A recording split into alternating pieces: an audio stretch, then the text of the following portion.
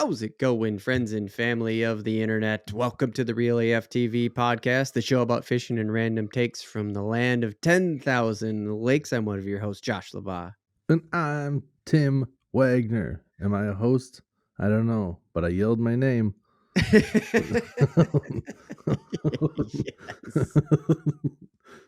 And that counts for something. That's something. It's you did your best radio impersonation, and it worked.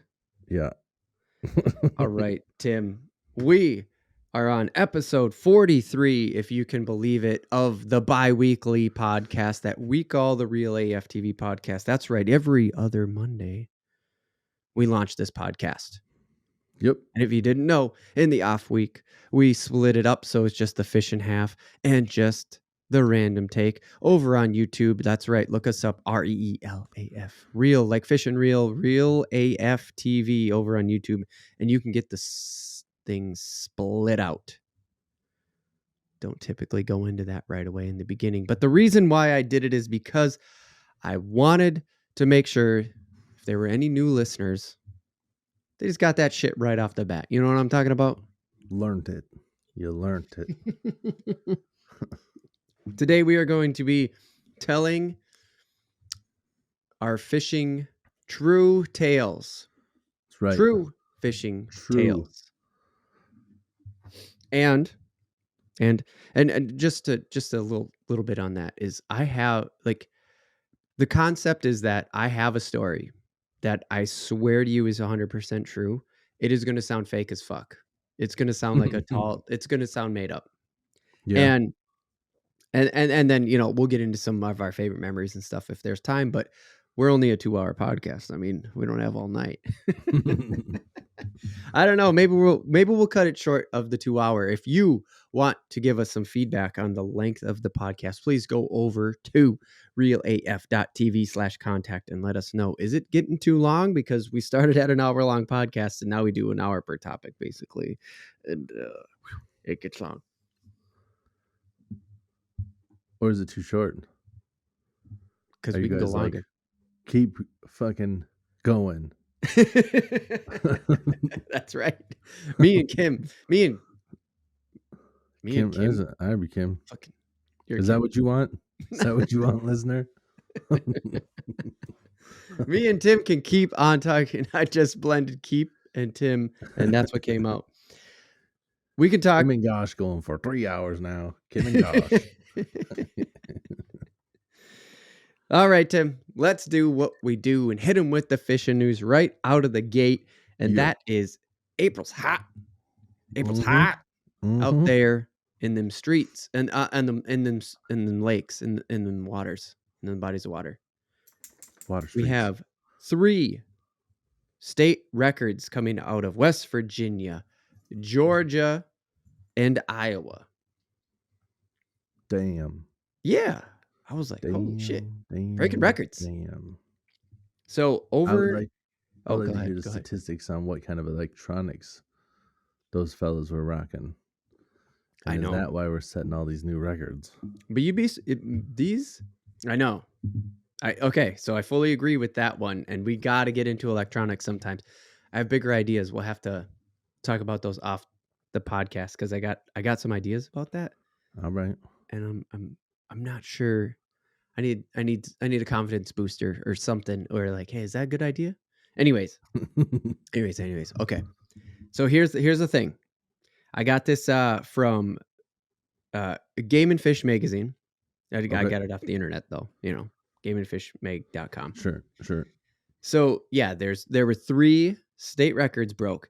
And I love that you said the electronics part because only one of these fish to me is an electronics fish, which gets into the electronics topic, which let's not, because right, we try to keep this fishing news tight and then get into the actual fishing topic. So blue cat from West Virginia, a vermilion snapper from Georgia, which is just a red snapper, really, to me. Like you see the photo and I was just like, that's a fucking red snapper.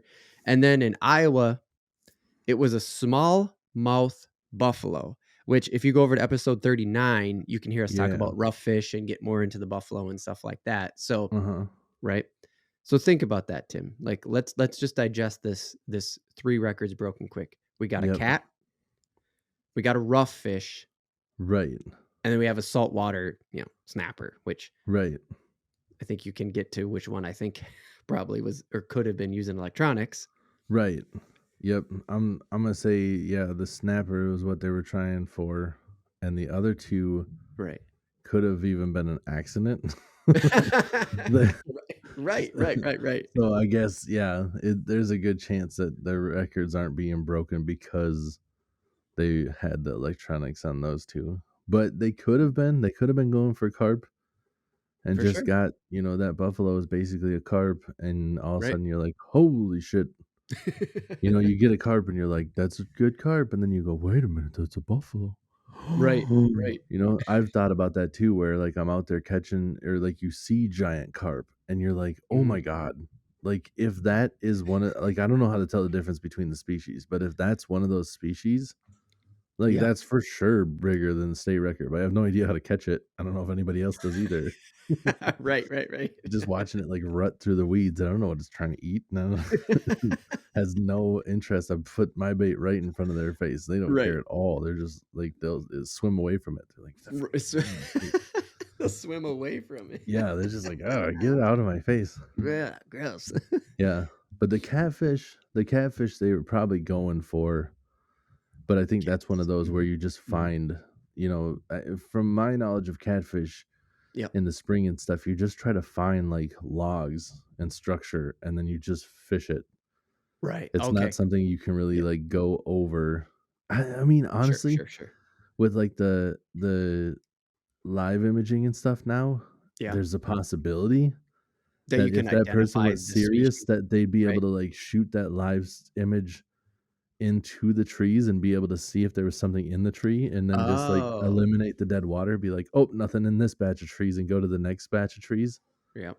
where so I don't know, Right. but that's still dope. I would love to be dude, just see a state record fish.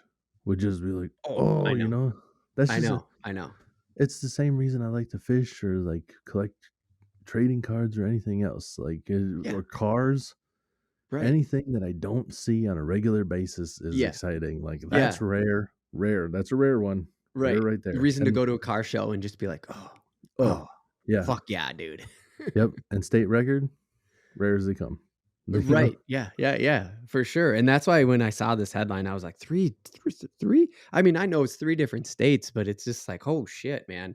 So the blue cat, Cody Carver caught a 61.28 pound. So it was a weight fish, Damn. by the way, a Right. weight, not a Sure. length fish. So this fish was the heaviest fish, but not the longest one. Uh, Oh isn't that crazy? yeah. Yeah. That I always thought they went hand in hand, but in this case, Cody's fish was a 61.28. Uh, blue cat was yeah. 59.74 before that. Like, I, Damn. yeah, that's a big gap. Like, Yeah. That's crazy that it's that much heavier than the former champ, right. but That's what I still thought. smaller overall. Like that But boy still, has yeah, just but been it still eating didn't break the well. length record. I know. Yeah. The thing it was had a gut on it. Like it was. That's what's always baffling to me, like, when those fish are, like, super fat like that, like, Mhm.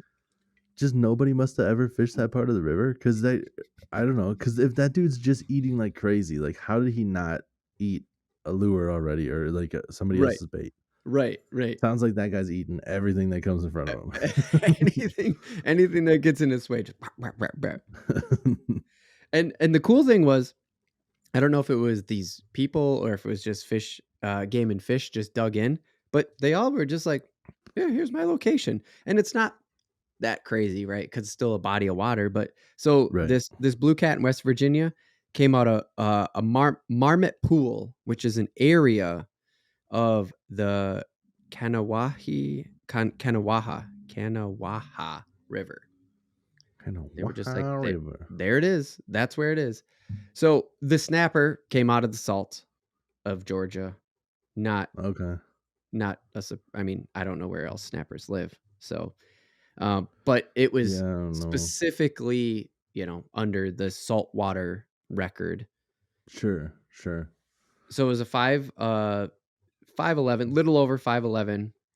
The old one, 3'11". Here we go again. Like 3 pounds 11 ounces? Yeah, and the new one Damn, that dude. Mark Brandon Neville. Oh, he put three names in there. Okay, Mark Yeah. Brandon Neville. Yeah, so he caught a 5 pound, 11 ounce, little over, and the old record was 3 pounds 11 ounces. And I'm like, Dude, Jesus, I here we go wonder again. yeah, I wonder sometimes I wonder like that where if it's like 2 pounds difference, if it's one of those fish, like I bet like a buffalo too. I Yeah, bet that record's been broken multiple times and they've never even thought of like bringing it in because just bringing it in and getting it weighed. those fish aren't even that big, you know? Like Right, right, if 311 was the old record and you caught a 4 pounder, you would have been like, "That's a big snapper." right. And probably never even crossed your mind that it was a new state record, you know, depending Sure, on the person that caught it. right. Because of the casual nature of the majority of people who are out fishing, right? Like most Yeah, fishers, they're dude. just like, I don't know, I got a guide, or the guide would know though. But I think You it's the casual yeah. nature. Am I wrong? I think so. I mean, I would think like also you gotta jump not jump through some hoops, but it's not as easy as just like taking a picture and telling somebody how long it was. Like you have to get that shit recorded. You have to like get in touch with the DNR and everything. You sure do. And Which like is the if you were oh, I'm just like picturing that snapper where like if I was down there, yep, obviously like you were saying, if you're with a guide, that guy probably knows right. and he's gonna wanna, tell everybody. He's gonna, Yeah, yeah, that's gonna good for business, good for yeah, business. good for business for sure. I put them on the state record, so just so Right, you know. But right. Just if saying I was for the down if I was down there fishing by myself and I caught it, I would have been like, "Holy shit, look at this thing." And then like right. looked it up and just been like, "It seems to be some sort of snapper. Those are good for eating. Fillet that bitch up and cook it." And like Right, right, and had that's the the end state of it. record, no That fish is yeah, gone. and I Now ate no that longer in thing. the water in my belly. Right. Yeah, for real. And you made the perfect segue to the Iowa buffalo because, specifically smallmouth buffalo, um, it was actually caught in December, but it didn't break the record until 2022, till April of 2022, because of it was going through DNA analysis Oh, because they're worried about hybrids. And not worried, damn. they wanted to do DNA analysis on it because the buffalo and the carp and stuff like that, they're coming up with hybrids now. Sure. And so they wanted to confirm it. And so yeah, it actually they caught That it would have in been December, and through genetic testing, some bitch that didn't even get confirmed until this month. dude, that would have been crazy if they were like, "Bad news, you didn't break the state record. Good news, you did catch a new species." Like, "Wha Right. Okay, Which that's one's cool, I better? guess. Nice, sweet." Tell us in the comments which one's better. Right. But yeah, how crazy was that? So that son bitch was 43 pounds, and it was caught in the lower, and I practiced this one all night. Whipsinnapinicon River. It's got to be a Native Whipsnapsicon American name, man. Whipsnapticon, yeah. Whipsipinicon River. Whipsipping. I can't I don't have it Whipsipin. to read it. I'm just trying to repeat what you're saying, and I know, I'm and I'm not trying doing to it. do it I'm not making phonetically. it happen. It's hard. It's so Whipsipicon. hard. But that's where it was. It was caught in a river, no surprise, right? But it was just really crazy. That one didn't report on the previous record or anything like that. I have to assume it's just the old rough fish analogy that we already made in episode 39, where we're just like, yeah, no one fucking cares. Right. Fuck 'em. Nah. Yeah, that's an even better example than the snapper. Most people, Right, one right. person catches it. I think this might be a smallmouth buffalo, and then you got like the redneck friend next to you, just like fucking garbage. I don't care. Those smallmouth, to throw it in the fucking rocks. Stab it in the head and throw it in the Yeah, rock. Fuck yeah, that thing. You're like, okay. yeah. Oh, that's actually illegal. Oh, it's illegal. I suppose you're not gonna drive home drunk after this either. Shut up and drink your beer. Fuck yes. Oh shit. Okay. Let's get into housekeeping. Uh, you know the whole thing. You don't know. If you're new, and thank you. If you are new, please share and subscribe and all that fun stuff. Welcome. Anyways, Yes. this podcast is brought to you by patreon.com/realaftv and Monster Bass, but we'll talk about that later. I already talked about going to contact, but I'm dead serious. We get all of this stuff, we ingest it, we try to get better, we want to improve. So if you go over to realaf.tv/contact, it brings you to our contact page. Shoot us an email. We read them. We talk about them. It's for reals. It's not just a thing I say on the microphone, because we want feedback so that way more people listen, more people can join the community, and we just love engaging with the fishers out there. The And Fishers. we've done our best to spread across all platforms. You can find us on Amazon and you can find us on iTunes. And if you can go over to iTunes and give us a review, that would be even better because it helps out the podcast. So that's enough housekeeping, dude. Or you can Oh, give a review on Spotify.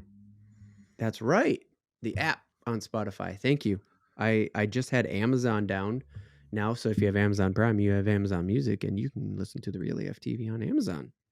Yeah, because chances are they're not going to have the song you want unless you pay money. That happens all the time. Alexa, play this. That's not available unless you give me money or whatever she says. Oh yeah. Well, it actually we're technically behind the paywall too, I think. I don't know how it works because I have Really? Amazon Music. Yeah. Fuck, dude, I should figure that out. Well, you can get us for free everywhere else. But yeah, I was gonna say, well, fuck Amazon if you don't have that shit on your phone. Yeah, Just if you try go to get us listen on to Amazon, iHeartRadio or yeah, if you Spotify. try to listen to It's all Amazon, free. they're just that's what I do with all the other songs. You can't listen to this. And then just be like, shut up, Alexa, and then just play it on YouTube. You fucking up, Bezos. You're losing your charm. Okay. Let's get into the fishing topic, Tim. Let's do it. I have these evergreen topics, so to say. So Yes. it comes down to the moments that are slower, and right now is not necessarily a slower time in fishing. But It is in Minnesota. yeah, because the water's still fucking freezing cold. The weather hasn't switched yet. The ice is Well, freshly off. on certain lakes, we're still in purgatory. Yes, thank you. Yeah. Keep going on that, please. There's other my Because the parents weather's like been fucked, my especially north. parents like up north 2 weeks ago still had 2 feet of ice. Whoa. Yeah, when it was like Whoa. 70 out and I'm seeing like almost all the ice go off around here, I'm seeing pictures on Facebook of people still ice fishing. Yeah. You know, like walking out with their bucket and drilling a hole and just fishing and stuff, you know. Yeah. And, Just on foot. Sure. but still, like, yeah, around here, I'm like, come on, I want to go fishing. And up there, they're like sending pictures like, I thought it was springtime. And they're just pulling fucking perch out of the ice. Yeah. And you're Yep. like, you bastards. And then I saw like one of the most perfect memes I've ever seen, and I can't find it anywhere except for this one guy's post. So I just like took a screenshot of it and sent it to my wife. I'm not gonna send it every place else because it's so weird to have this guy's name and like other comments underneath it. Yeah. But I agree. can't find the picture. I was looking for it, but it's a old timey picture of a lady like drinking a soda, and it says "Try new Minnesota spring," and then on the bottom it says "Now with more winter." And I was like, that's fucking perfect. That's great. That's great. Oh my god, that's so good. Okay, so the whole reason why I brought that up is because this is one of the evergreen topics where we're gonna tell a story. So grab yourself whatever beverage it is. You got your morning Monday coffee, or you got your Yukon Jack, or you got your Evan Busch Williams. Latte. Oh, Evan. Legit choice. Just like yell it. Come on, You're like, get my "Evan, whiskey right. Get it right. Or there's also Japanese whiskey Oh, or you still have the Japanese whiskey? tequila Yeah. or Tequila. the beer from last Well, episode. It's all here. there's 3 beers left over from last episode. I'm telling It's you, just if you've the listened to normal. this like I do the podcast and then shit doesn't move. Which is the right way to do a podcast. You just Hey, sit down and everything's right there. no point. We don't do anything over here. Like, no point in moving in any place else. Fuck yeah, dude. I got more booze upstairs. I don't need to come down here from this shit. Hell yeah. Okay. So yes, the reason why I brought that up is because we're in a bit of a weird purgatory thing. As you go further south, you get a different thing, but you go north, you got a different thing. And we live in the middle of the state where we are in that like good zone right now. Yep. And so I wanted to tell a story that I said I would never tell. I've never told you, which is the damn. weirdest thing to me. And I have witnesses. I swear this is a true story. And that is what this topic is going to be. And that's why I said, get your drink, get your morning coffee, get your beers, whatever time you're listening to this at. Sit back, relax, because that's what we're going to do. Yep. I want to go first. Yeah, dude. I'm excited. I hope I didn't hype it up too much. There's going to be some show and tell, by the way. So if you go over to youtube.com and look up Real AF TV, remember Real Like Fish and Real, you will see this. I'm going to do my damnedest to have Tim describe it for me. So I have this lure, Tim. I'm going to hold it right up to the camera. Oh, yeah. I know it's a little blown out because of it's chartreuse on the bottom. It's green. Yep. And then it goes to like a black with the stripe black across the back, right? Yep. We got a It's treble kind hook. of like it's like a fire tiger color, except for it doesn't have the orange belly. Oh, okay. Just got a little bit of the orange right there on the belly. Little touch of the orange. Yep. Doesn't even count though, right? In comparison to fire tiger, what you're saying. So, okay, so it's got a treble hook in the front. I mean, what would you say? Like, you go ahead and describe the bait a little bit more better than me, or the lure better than me.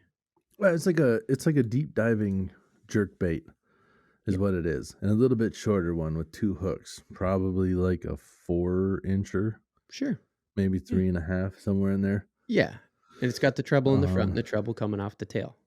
Yeah, and with that colored bill, I'm not real familiar with it, but it looks like it might be made by Storm or somebody. So that is the thing. So this is the most fucking generic bait or lure I've ever seen. Right? Okay, yep. And the reason why I say that is because the way you describe it, as being the fisherman of the podcast, the way you describe it lights up parts of my brain that go, ooh, that thing's a ripoff. No, that looks legit. Okay, but I think it's a little bit of a ripoff because this is, again, I'm telling 100% true story. When it comes to fishing, I'm not this creative to make this shit up. It comes from a tackle box that was won from a scratch off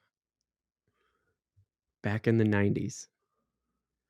Like a loaded tackle box? Like a tackle box that's about a foot wide and about 6 or 8 inches deep. Oh, yeah, like the little one. Yep. It's like a tiny. shoebox size. It's a tiny little box, and it was just loaded with random shit, and it came from a Minnesota State Lottery scratch off in the 90s. Damn, dude. That's crazy. Yeah. And it's a largemouth story, which is right away. You were obviously the first person I was like, oh, we got to get a photo for Tim. So we're at this beach. Okay. And I say we, which is why I have witnesses. Sure. Basically, my sister, her family, and my wife are all there. Okay. The kids are playing at the beach. Mm-hmm. and we all have our polarized lenses on now, which is new to the girls. Okay. Yeah. And we all, I mean, I'm not going to explain polarized lenses. And you came for the fishing, you know what a polarized lens is. Right. And we're at a beach, so you already know I'm fairly shallow. Yep. You also know I'm fairly rookie because that was the lure I chose to throw in, oh, I don't know, probably something like 3 feet of water. Sure. Yeah. If it's floating, you could get it by with it. But yeah, if you don't know what you're doing, you just cast it out and reel it straight in. That thing's gonna go straight into the dirt. I don't know. I think it must be floating. It must be floating. I I don't mean, know how because I would like tell. floating, you can It's like pretty reel it light. and then pause it, and then it's all based off of what it's made out of. You can't really tell the difference by like lifting it and holding Oh, it okay. unless it's set it on there. Because like some of the like most of the Rapala stuff is made out of like balsa wood, so Right. that floats, and Yep. like the other Yep. ones are made out of plastic, and there's counterweights to help them sink and all this other shit. So Okay. So I'm it pretty sure this one floats. could sink, probably floats. Most of the I'm pretty old sure school this one ones float. floats. So I just grab it. I grab it Yep. because I'm looking in the water and there's weeds off to the side of the beach. And I've seen Yep. people fishing there before. And so I'm just over there just drinking beer. And I look and I'm like, "Oh, what is that? What whoa. Oh. Hey. Hey guys. I get my wife and my sister to come over and I'm like, "You got yeah, you got your Oakleys on. Hey, that's a bass, right?" And they're like, "I don't know." And I'm like, "Yeah, that's a." And they just go, "I don't know. It's a good sized fish." I was like, "Yeah, that's a bass. I'm pretty sure that's a bass." Ooh, ooh, it's chasing all the little fish. I don't know. Maybe this chartreuse green thingy, right? Kind of looks like those little Yep. tiny fishes, but the little fish are much more camouflaged than that, right? Right. Right. So I take my Tim learned skills Yeah. and I say, I got to get past that motherfucker, which thankfully isn't that far. I'm talking Right. like throw this thing out, whoa, less than 20 feet, right? Yep. To get past it. And I'm like, I'm just going to reel in front of its face. So, yes, it is floating now because I remember reeling and then having to stop and then reeling. And I'm like, okay, now I'm going to start popping it and stuff. So I throw this fucking lure Yep. past it and it's just in the shallows. This bass is just in the shallows hunting. And fucking A, if it wasn't the first throw, I Hell bring it yeah. right over its head. It noticed it. Pop. Man, it nailed that thing. It Yeah, fucking dude. nailed it. I knew it was gonna. As soon as you said it was chasing the other fish, I was like, it is protecting something. What time of year was this? Do you remember? I Did you it say that was already? no, I didn't. Thank you for bringing it up though. This is why I wanted to tell the story to you because I knew you'd like be able to read into it and think more. So, I'll say this. It's midday and I'm in wet swim trunks. So this Okay. has to be like a decent June day because we don't go Sure. super like we don't go to this beach super early. The Yeah. water was the water was fairly cold, but like kids were playing Yeah. in it with no big Yeah. deal, right? Right. I Okay? bet it was early June and you had a bass spawning. No kidding. That's why I was chasing everything away. It was protecting the bed. Oh, It I was thought it was aggressive. eating. No, it would like they don't really like if they're gonna eat, they'll just run after something and grab something. They're not normally like Okay. absent-minded where they're just chasing everything that comes past. Like when they Yeah, eat, it it's was normally darting. like Like they're it was doing a lot of like erratic moves, I yeah, guess. because I think it was chasing everything. So you put something there, and it Okay. was like another one of you motherfuckers, and No just smash kidding. that thing. Yeah, Oh, wow. yeah, Okay. that's See, awesome this though. yeah, it was so fucking cool because we could see it and then like they got the darker back on them so you can see it darting around and it was so Hmm. fucking cool to watch. And I was like, I don't know. And that was when I made the like, I'm gonna catch this thing because I had my license, I had my pole, I had my rod, like everything was there. I was like, I'm going for it. I think we got Yeah, something here. So sure enough, bam, I throw it over. It hits. It snapped it up so fast. You know, I watched the whole thing happen, so I just snatched it. You know, bam, hit it right in the mouth, pulled it in, and I drag it up onto the beach because Yeah. I was fishing from the beach. So I was literally Sure. fishing from the beach. Yep. So as soon as I hit it, I got a good hook on it, got it in, super easy. Pretty sure I did the right mouth thing. Yep. Because this was years ago now, well before the podcast, but still, fishing. Yep. So everything feels good. It's a little wiggly. He gets, feels a little aggressive in my hands. So I take the hook out and I'm holding it and it kind of freezes up like you expect. And I'm like, Yep. sweet. Okay, okay. So sister's got her phone out. She's like, okay, yeah, we're gonna. Wow, nice fish. she, my sister and my wife are very, very impressed. Like, oh, that's a very Sure. nice fish. Wow. Yep. Yep. So sister goes and gets her phone, has her phone ready, and I'm holding it up. I was like, oh my god, I can't wait to send this to Tim. This is awesome. Wait a minute, it's got a whole bunch of sand on the side of it. Let me just get that sand off, and I'm holding it underneath. Oh no. Yeah. You already know what's going to happen, don't you? Uh-huh. You already know. Yep. This is my ultimate why I said I would never tell the story, and here I am on a podcast telling it.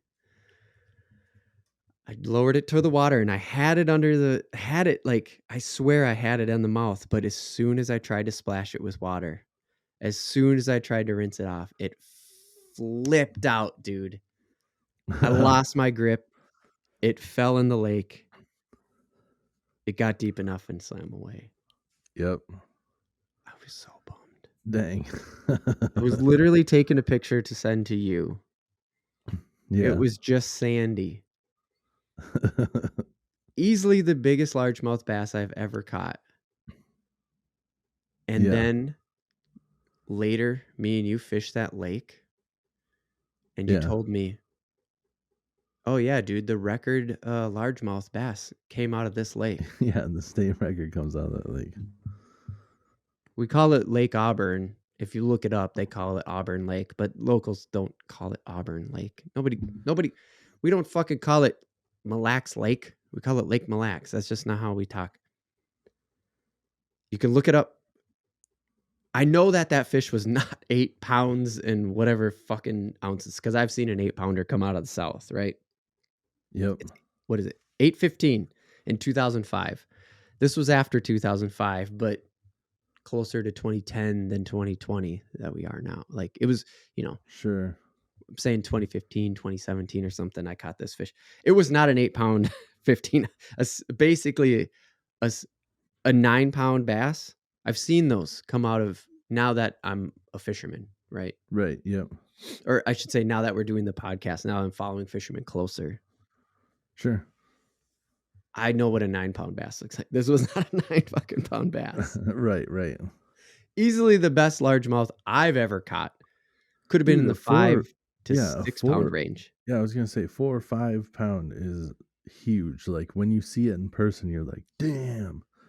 Like when you see the mouth open on like a 5-pounder. Yeah. I mean, you like I could fit my fist in its mouth, and I'm a big dude. Like Yeah. Okay. it's an impressive. Holy shit. Okay. So Yeah. I was in that range, unfortunately. I was. I wouldn't have fit your fist now thinking about it. It was about the size of my fist. That's a big fish, man. It was a big fish, dude. I'm Yeah. so sad.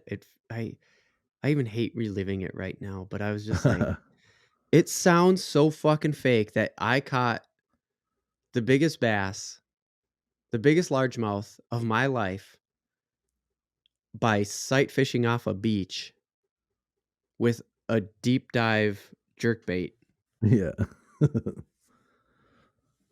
on, like, it just sounds fake. It sounds fake, but I swear to God, dude, it really Hey, happened. man. Yeah. It's I'm funny so too to disappointed have in the myself. backstory of the lure and everything.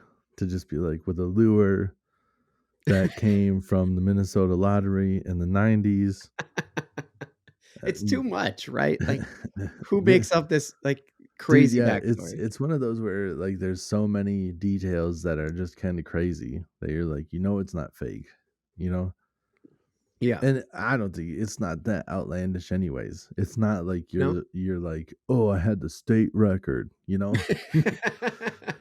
Right. It came from the lake that has It produced a did, state yeah, record fish. right. So to have other big ones in there, I guess that kinda backs up my story. Am I wrong?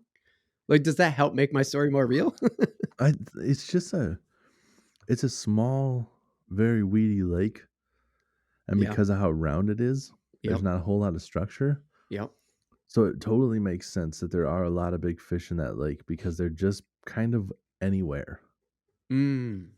You know, it's hard to go on that lake and be like, I'm gonna pinpoint where they are. You can fish the Mm. whole thing, Mhm. but because there's like because of the weeds are so thick and stuff too, Yeah. it's cooler in dense weeds than the water temperature reads outside of Oh, the weeds. right. So those fish could be up shallow all year long. They could be out deep. They could be Yeah. anywhere. It's Sure.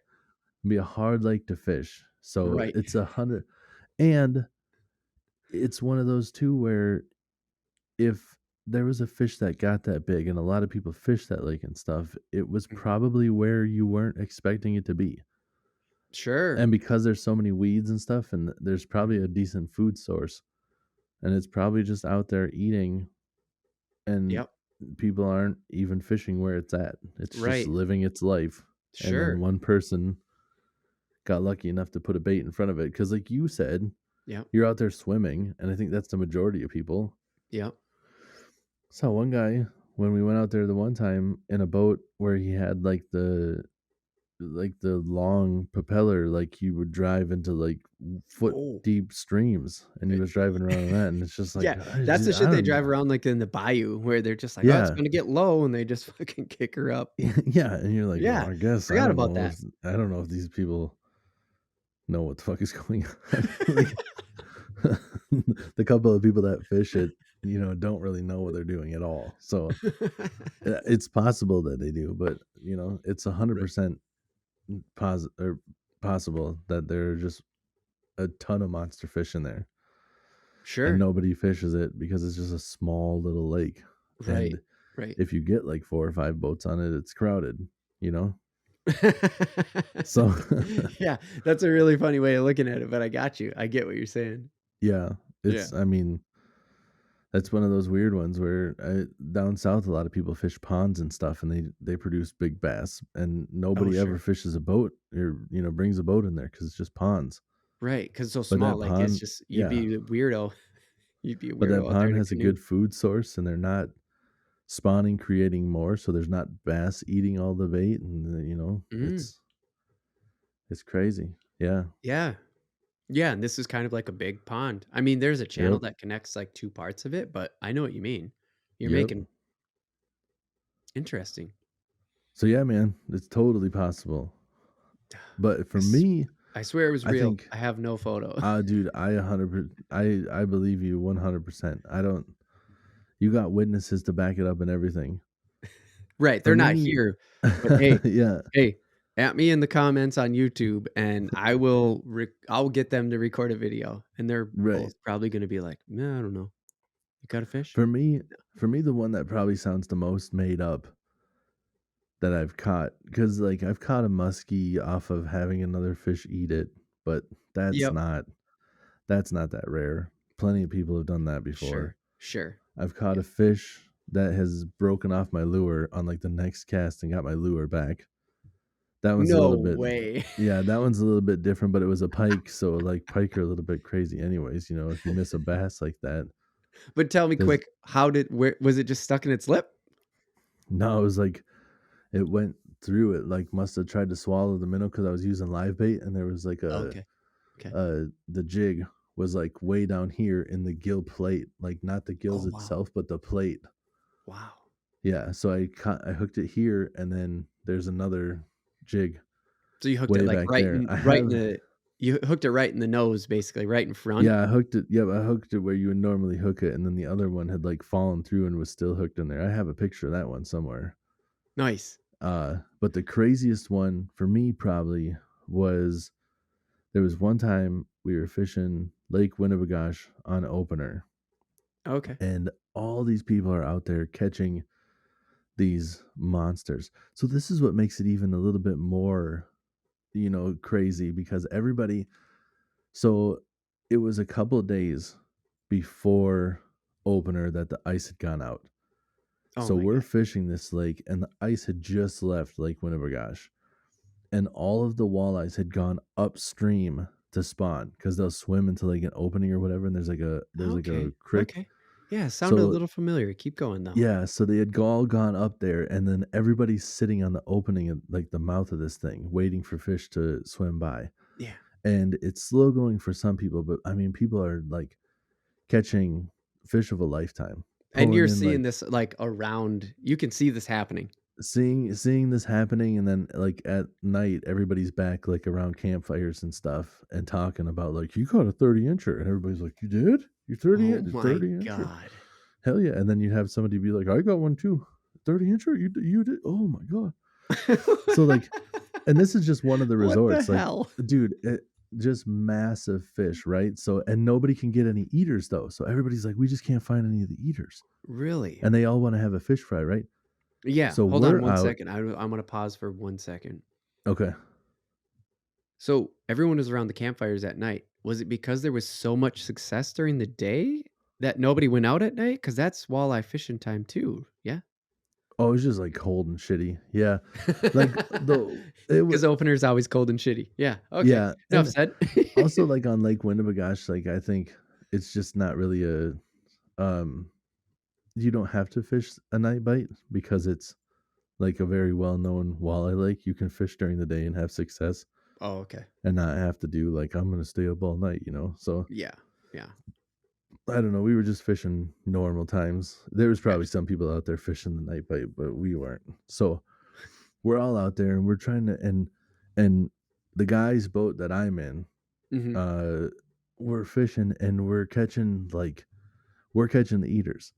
No. We're trying different spots than everybody Okay. else. We're fishing like the top of these break lines, and we're just kind of like moving around and roaming, and he's like slowly trolling, and I can't remember if he was pulling a rappler or what. I'm pulling a jig and a minnow and just Okay. kind of like bouncing it off the bottom as we troll. So we're just Really? covering a lot of water, Okay. and Yeah. we're catching eaters and stuff. And we get to a certain point, and all of a sudden, like I hook into something, and I'm like, "There's weight here," and then I'm like, "But it's not fighting," and then I'm like, "But maybe it's fighting. I don't know what this is."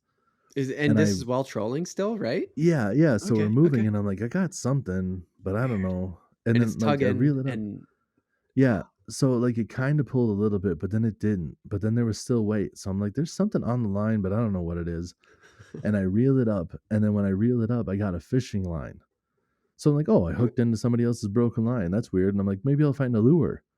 So I'm like pulling it in, trying to find it, and I get to the end, and there is still a live walleye on this line. So somebody yeah, else dude. broke the line Yes. from way out, man. I don't know why like the line would have broke so far up, Yeah. but I caught that line and then pulled it in and got myself a new lure and a walleye in one cast. And then Hell I'm yeah, telling dude. people that I caught the one that got away, you know? That's right. And Yes, so that yes. I think that's probably the most far-fetched sounding one I have, where it's like, "Oh, you caught another line and then there was a walleye at the end of that line?" Of all fish to be too in Yeah, Minnesota dude, especially, right? yeah, It had to I be a don't walleye. right, and it's like, I don't know what to tell you. There's a lot of questions I have about Yes. this. I don't know why there was so much line attached to his lure, why it wouldn't have broke closer to the fish. Like, why is there 20 feet of line? Because I pulled it for a while. I just Right, right. I don't know Why most did it break there? yeah, I don't know, but we ate that fish. It sucks for him. He thought he got away. I'm sorry, buddy. Nope. No, And next also time, well, no, you won't have it next time, but next time break the line closer to the lure. But yeah, you learned your lesson too late, and now you'll never be able to fix your mistakes. never fixing your mistakes. That's what the Real AFTV podcast is about. Fix your mistakes, learn from them. But Yeah, when try you not to break get a line murdered. 20 feet before the walleye, yeah, how does that work? I don't know. Right. How do you learn Yeah. from that?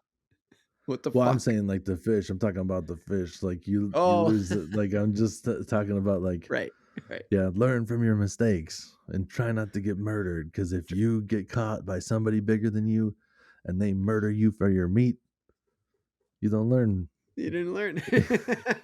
You're dead. You're dead. Nothing to be learned from that. Just regrets. Oh, yeah, I didn't see that. I didn't pick up on that. So the question I have for you on that is you don't understand how it broke that far away. No, he must have had like just shitty line or something. But yeah, that's what I was gonna say. But like Unless he got speculate even on that because yeah, I mean what the fuck? unless he had a fish and the fish got him into the rocks or something and he couldn't get it and it was Okay. stuck someplace and he's like, "You know what? Fuck this," and cut his line himself. And Oh. then once he cut his line, the fish was able to swim out from where it was stuck. Oh. Okay. Okay. But There we other go. than that, I don't know. Or maybe he had just like a fucked up eyelet, like accidentally stepped on it and now it's just rough Oh, and metal. it's sharp. Yeah, and the fish pulled it and it just cut the line there. I don't Yeah. know. Fuck, that was pretty Canadian of me. Gee, that was my northern came Yeah. out. It's pretty sharp. Geez Louise, that end tip could have been a little bit rougher than normal and it could have just sliced right through clean, you know? Just a clean cut right there, right through the Like line. a Just hot knife through butter. Just it's like, oh oh yeah, man, you know. just like easier than getting through mom's hot dish when she leaves it in the oven too long. Just it's like a hot dish before it got cooked. It's just soup. Just You go right, soup. just go right through.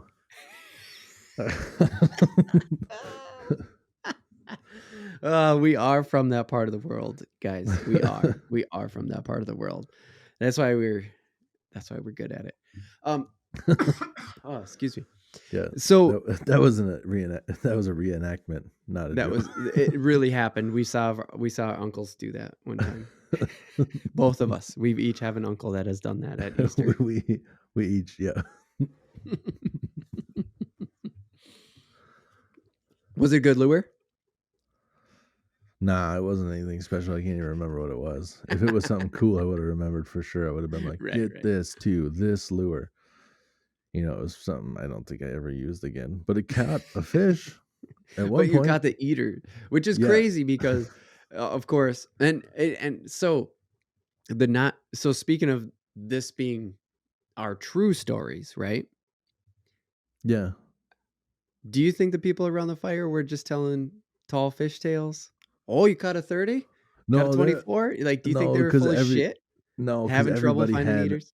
everybody had people in their boat. So like everybody there had witnesses. Yeah, And I think everybody had yeah. their buddy, right? That was like, Yep. yeah, it's And for true, the it's most true. part, everybody Seen was showing pictures, but like I don't need to go and see it. I know what a 30-inch fish looks like, and I don't know right, you. Like if it was my uncle holding it, it'd be like, yeah, let me see it. right, But right, it's like some guy sitting around the fire and just like, I'm good. I know right. what a You're like, 30-inch fish looks like, and I don't know you. So seeing a stranger hold a 30-inch fish is just like every other fucking picture I've seen. yeah, yeah. No, I totally get it. But I yeah, just it just occurred to me that there the way you said everybody was just like, "Oh, catching biggers." And then it was just like, "Wait, you guys are raking in the eaters." And really everybody wants to eat. I mean, nothing wrong. Everybody wants to catch a good one too. Of course, of course, of course. Don't get me wrong. But you want 9 out of 10 walleyes you catch just to be eaters. right. Yep. But then we're like, it depends on what you're doing too. Like, uh, that's just the time of year where you can catch those monsters. Like it was like perfect Mhm. timing and stuff. And we're Okay. sitting at the fire, and everybody else is just like, "God, I caught a 30-incher, but I just want some of those eaters." And I just want to be like, "Let's switch roles then, Dick. You come and catch the eaters, and I'll catch those 30-inch fish. I want the trophy, dude. I Come catch on. eaters. I catch eaters all year. I want that trophy. you know, I don't Do come all the you way up here." Oh, right. Yeah, yeah, yeah. You're like, "I drove all the way up. What the fuck?" These guys are like, "I don't know. It's just neighborhood. Just in the yeah. neighborhood. Just came over for a Just, weekend." just like all these goddamn 30-inch fish. What the fuck am I supposed to do with these? Like just whining about like the biggest fish you ever caught. Really wish we could eat some fish. God, get some goddamn Ritz and go back out there and catch another trophy. Whiny bitch. So, so you were on a single hook, right? I mean, Mm. what it's just one hook. I was using a jig in a minnow, yeah, small. You didn't have a treble on there or anything like that. It's just No, single, just one. and It you was. I can remember I was using a green.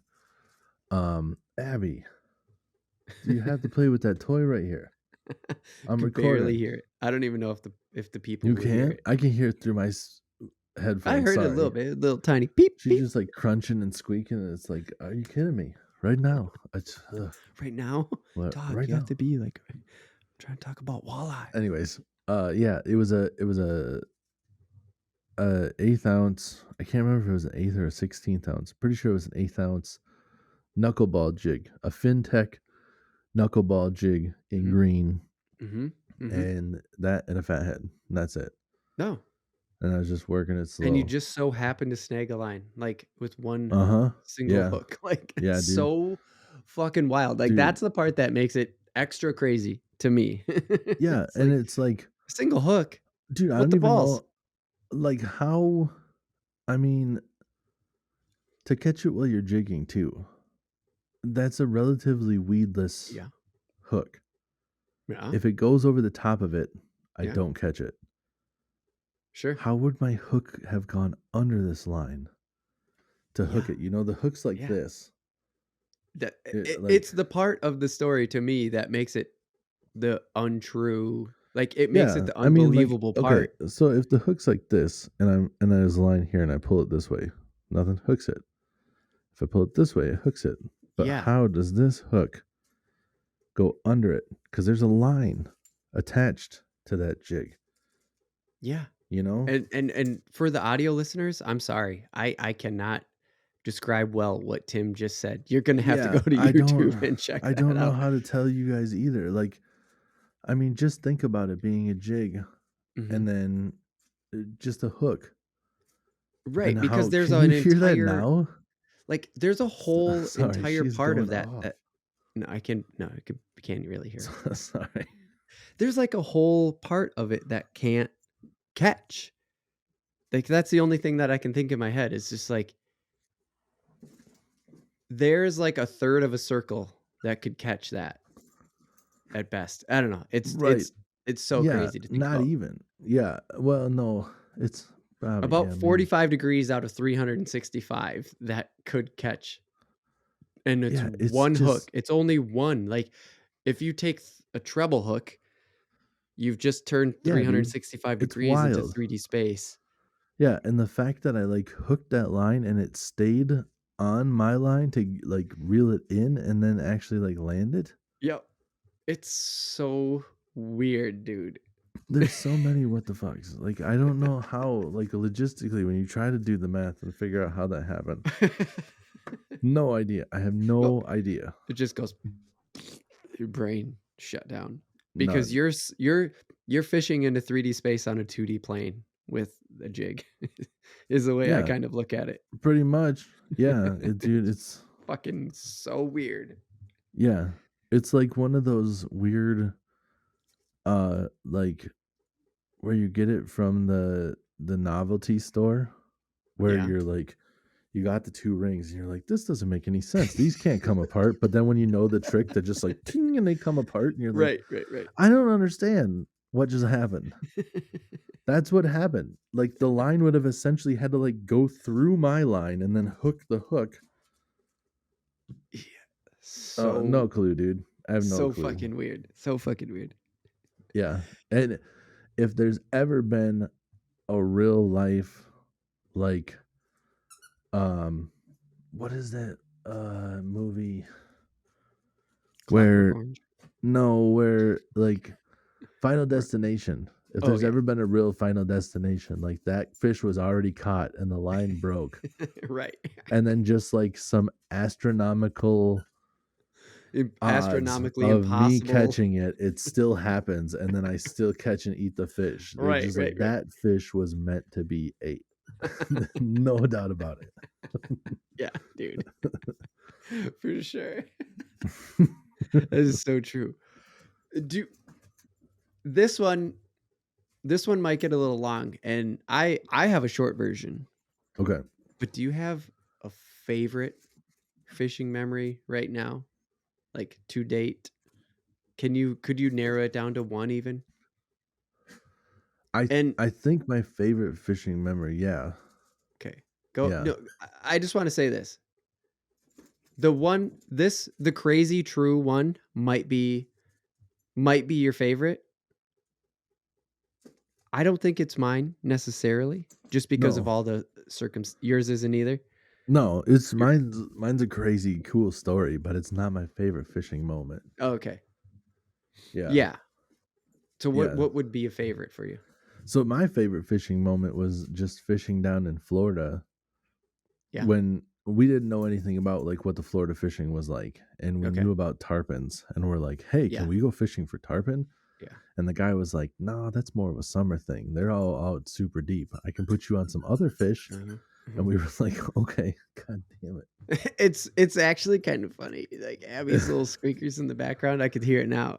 She is going bananas, dude. She is like She, sprinting back and forth down the hallway. I don't know what got into her. She's what- going absolutely crazy. she's got the zoomies right now.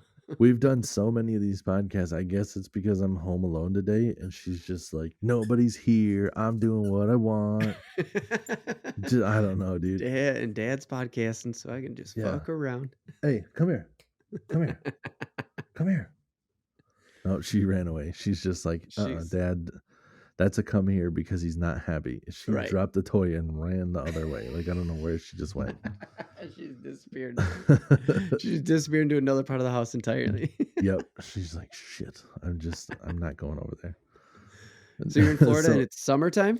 So Is that what I I'm in picked up on? Florida and it's not summertime. It's not summertime. Summertime is when you would have caught the fish. We were in Florida in like around Valentine's Day, I think. It was like Mm, February something. But yeah. um when we were down there, it's my favorite fishing moment because like I said, catching new stuff is always exciting. Mm-hmm. And we went down there and we killed it that day. We caught so many random ass things. Oh, nice. And the fact that it was all Yep. stuff I never caught before, like the Mm-hmm. whole day was just like the ambiance of it. We're like fishing in like the Everglade type thing where like we're Nice. off outshore, but we're like in trees still. You're like, what? I don't even know what this is. And we're driving back in shallow water and there's dolphins that are like surfing our wake. And you're like, Oh, dude, this is fuck gnarly. yeah. Like our trip to our spot has dolphins just playing with us. What the fuck is going on? Fuck And then we yes. get out there and we start fishing. And my mom is catching these sheep's head, which are different than the rough fish around here. Right. And they have like molars like people. So they come up and they got like a smile. And you're like, what, Yeah, yeah, what yeah, is yeah. that fish? That's crazy. And my dad caught a grouper and one of the sheep heads, I Oh, believe. nice. Yeah, and then my sister caught a stingray and a blowfish, and the guy Yeah. goes, "Yeah, you know what's cool about the blowfish?" And he like puts it in the bait tank and like squeezes it, and it puffs up, and he's like, "You can bounce them," and then just goes bam and bounces the fucking thing off the side of the boat into the What? water like a basketball, What like a the bounce fuck? pass. We're all like, And he's like, "Oh "Don't worry, it's shit!" gonna be alive." He's like, "Don't worry, it doesn't get hurt. It like fills up with water, so like all its vital organs are like 100%. It's all protected. Like it's That's just got a so big crazy. like So part not only because it puffs up and gets bigger and says like, "Hey, you're fucked if you try to eat me yeah, because I have spines." yeah, It's also protecting all its vital yeah. It organs. fills it What? fills a big cushioning around all its vital organs, so you can't even get to it, even if you like hit it hard. He's like, "No worries, it'll deflate in the water." That's sweet. Yeah, and I'm unless CTE is a thing with fish, and they just don't know about it because that thing got a concussion for sure. Like because that jarred the fuck out of that thing.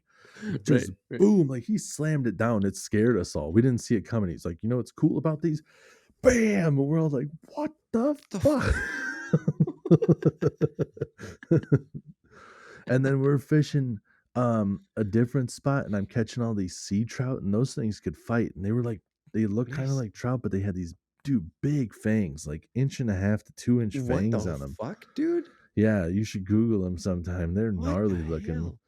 I Yeah, feel like this is the and first time I'm hearing that. What the yeah, fuck? and I guess they're really good eating because he was like, "Do you guys want to keep them?" And we're like, "We're in a hotel room. We can't really cook anything." Oh, And then fuck. he kept them all because he's like, "They're good Nice. eating. I'll keep them. I'll eat them for supper tonight." Hell And yeah. then we caught those, and I caught a blue channel cat, like bright blue, like No salt kidding. water. Yeah, so I'm sure it was a small version of what that dude broke the record on. Right. And then I also caught Sick, dude. an oyster cracker. And that's when the guy turned to This my sounds dad, and familiar. that was another good moment of the thing, and he was like, "He can fish." Like, he said that, like, I was younger, Oh, and he's like, no "He knows how to way, fish." dude. Yeah, because I felt that thing bite. Yep. Oh, and a Yep. lizard fish. So, I caught that oyster cracker, and it's so little, such a small thing, and I was like, "I thought I felt something, but it doesn't feel like there's anything really on the line now," and I get it up, and he's like, "Oh, you caught an oyster cracker, that doesn't happen a lot." And it was Yeah, because dude. I detected the bite even though it Right. wasn't much, Right. and this thing Sick. had such a big mouth on it, and it was so little, it looked like I could grab the mouth and just, like, push the tail, like, through its, like, just inverted if I wanted to, just bloop, you No know? way, dude. Yeah, Like a because its baby mouth sock. dude, it's yeah, right, exactly. Its mouth was way bigger than its body was, and then the Crazy. lizard fish looked like a snake, but then he showed me. Ew. I'm like, "Did I catch a snake?" And he's like, "No, it's a lizard fish," and then he showed me that it has fins and stuff, so it's technically still a fish, What the but they fuck? call it a lizard fish, and it looks like a snake. Some kind of fucking in between evolution Yeah, weirdo shit. Ick. yeah. So that was Ugh. that was I just hate things that swivel and not swivel, but like Yeah, slither in the water. Freaks me out, right. dude. So I Ugh. think that was my That is I gotta say so that's sweet. my favorite, like, besides catching some of the monsters, because 'cause I've got, like, real adrenaline rushes off of catching huge fish, Oh, yeah, yeah, for but sure. as a whole, that moment was like my whole family, we're all catching fish, we Right, killed it that day, right. we're none of these fish I've ever seen before, so every fish we land is exciting, Yeah, it's yeah, like, "What yeah, is for that? What sure. is that?" And my sister's fighting. Dude, stingrays fight like a motherfucker. No shit? We thought it was absolute monster she had on. Like, she could Okay. not get this thing in. It's pulling drag and stuff because of how flat it is. I was gonna And say when it she must be the got it in, it's size, like a like the dinner surface area. plate. Yeah, it was like a dinner plate size stingray. Yeah, yeah, okay. Good Like, not a size. big It's fish at all. But I mean, it's a good size. It's a small ray, but like yeah, right. yeah, okay. But I mean, Anyways. like, the way it was fighting, like in Mhm, mhm. Minnesota, that would have been a 25, 30 pound fish. Oh my god. And down there, because it's just pulling drag. She's like, "Zzz, Sure. zzz," and he's like, trying Wow. to get it up. And he knew it. It's like, "It's probably stingray," you know? So crazy how you spend that much time on the water and you get it, but that's all the more proof or that had to make the memory great is like this guy called the ray from, how far Yeah. away, so to Well, say, it's like from when how I far away. catch a f yeah, it's like when I catch a fish in Minnesota, I can most of the time tell you what kind of fish I have on the line just by the Yeah, way it's fighting. yeah, because the So time on I'm the water. sure down there, when you got drag pulling like that, there's only a couple of options. And, Right. and he's like, And he's like, "Well, "We it's don't" not a it's barracuda, probably so." like, "We don't have no leader on," you know? It's Right. fighting like it could be a shark, but that shark would have bit through your line. I'm going stingray. Going Right. stingray. That's a Yep. stingray. Yep. You know? Yeah, yeah, yeah, for sure, and then to get props from that guy for you is like Oh, dude. right? Yeah, that That had that to felt add to the memory of like, "Oh, fuck yeah, yeah, dude." that put me on the path of, like, talk about confidence. When a chartering fisher guy and you're fishing in a place you've never fished Never before fished before. This a leans freshwater fisherman on saltwater. yeah, and Yeah. he just goes, "Yeah, you fish." Ju Yeah, yeah, and that, yeah, like, and it's just Southern and to charm say it way to your too. dad too, like, has Yeah, that special nod to it, right? dude, and just the way Southern people talk, like, you just like, I heard it, and they just like, the way they talk, it just sound, "Yeah, you can Uh-huh, fish. Yeah, right. yeah, yeah, you Uh-huh, can uh-huh, fish." right, It's just like, right. "Alright." You're like, "Hell yeah." Like, it gives you that little, like, boost of confidence, like you said, like, "Hell yeah, dude. Mhm. Sweet." Just turn around, like, give a little doff of the cap. Yeah. Mm. So, he can fish. Mhm. Mhm. He I don't I never wear hats. No, no, I do now, but I didn't then, so Yeah, this is because 'cause we're going bald, and you have to wear a still hat. would have been funny just like, I wear it now because I learned that, like, when you're in the water and you're sight fishing and you do this a lot, Mm. trying to see in the water. And then I was like, You just put your "Hey, hand over your eyes, or hey, you that's basically do the ball cap, the yeah, baseball yeah, bill cap thing. exactly." Where I'm like, every time I want to see in the water better, I do this. And then I go, "Hey, that's what a hat does." Hey, I should just I should just get a hat, I should get a so I hat. don't have to Hey, do that. yeah, this is stupid. Why am I doing this all the time? Oh, that's why people wear hats. I get it now. Oh, it's all making sense. Yeah, there's a function. It's not just for looks. That's funny. So mine's a quick one. I do want to share it because you brought up yours. Mine's just a quick, not mine's not even an end cap. Mine's just a because to get it out there. My One of my favorite fishing memories is smallmouth bass. Yep. So it starts at that lake at Lake Auburn, Yep. and my mom caught the biggest fish of the day. It was a smallmouth. I later learned in life, There you go. and that's not it. That's not the memory I'm going to, but it connects to my favorite one because that one from my childhood is like, oh, that was pretty cool, and it makes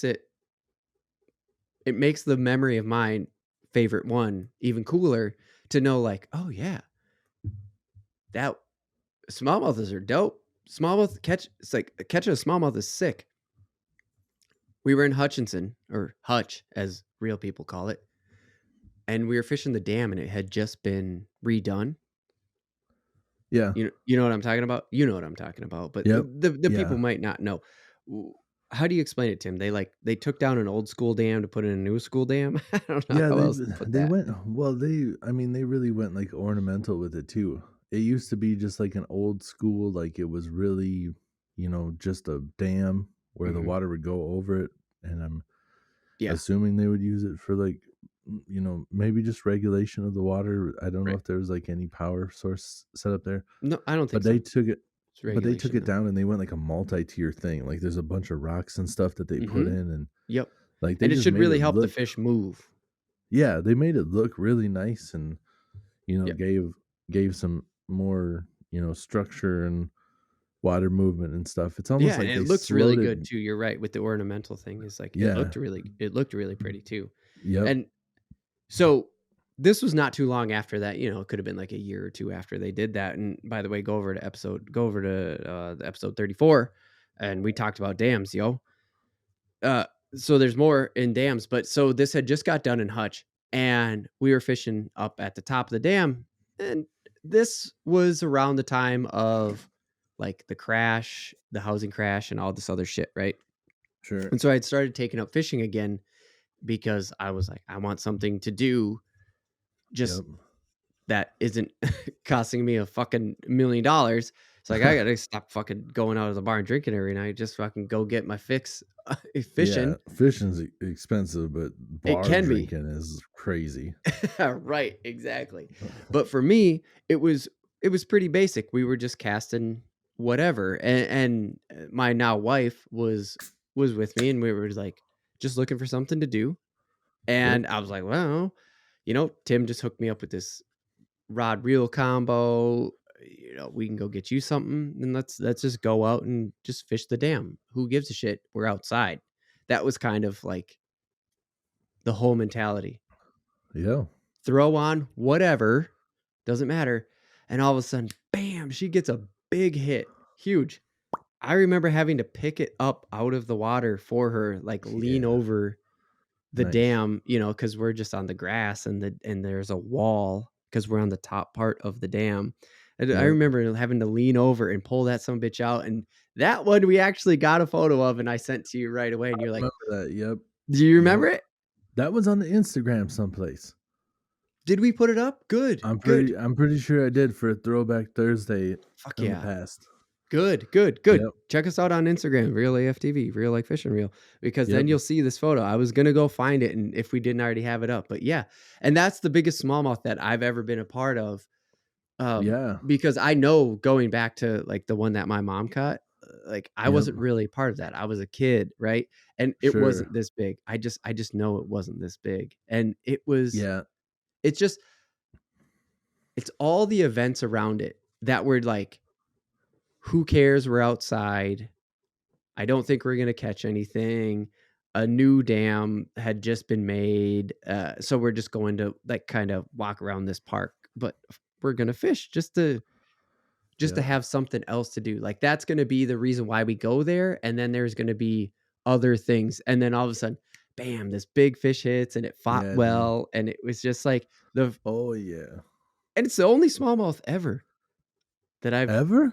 ever been a part of catching, Golly like jeebers. directly in, yeah.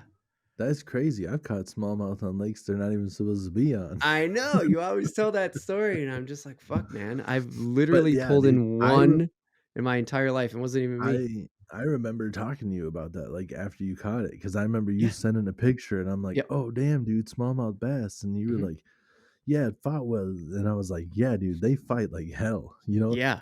Yeah. You caught one of the best fighting fish, pound for pound, in the world. Right. And it was a Ye good size smallmouth too. I mean, it was Yeah. decent.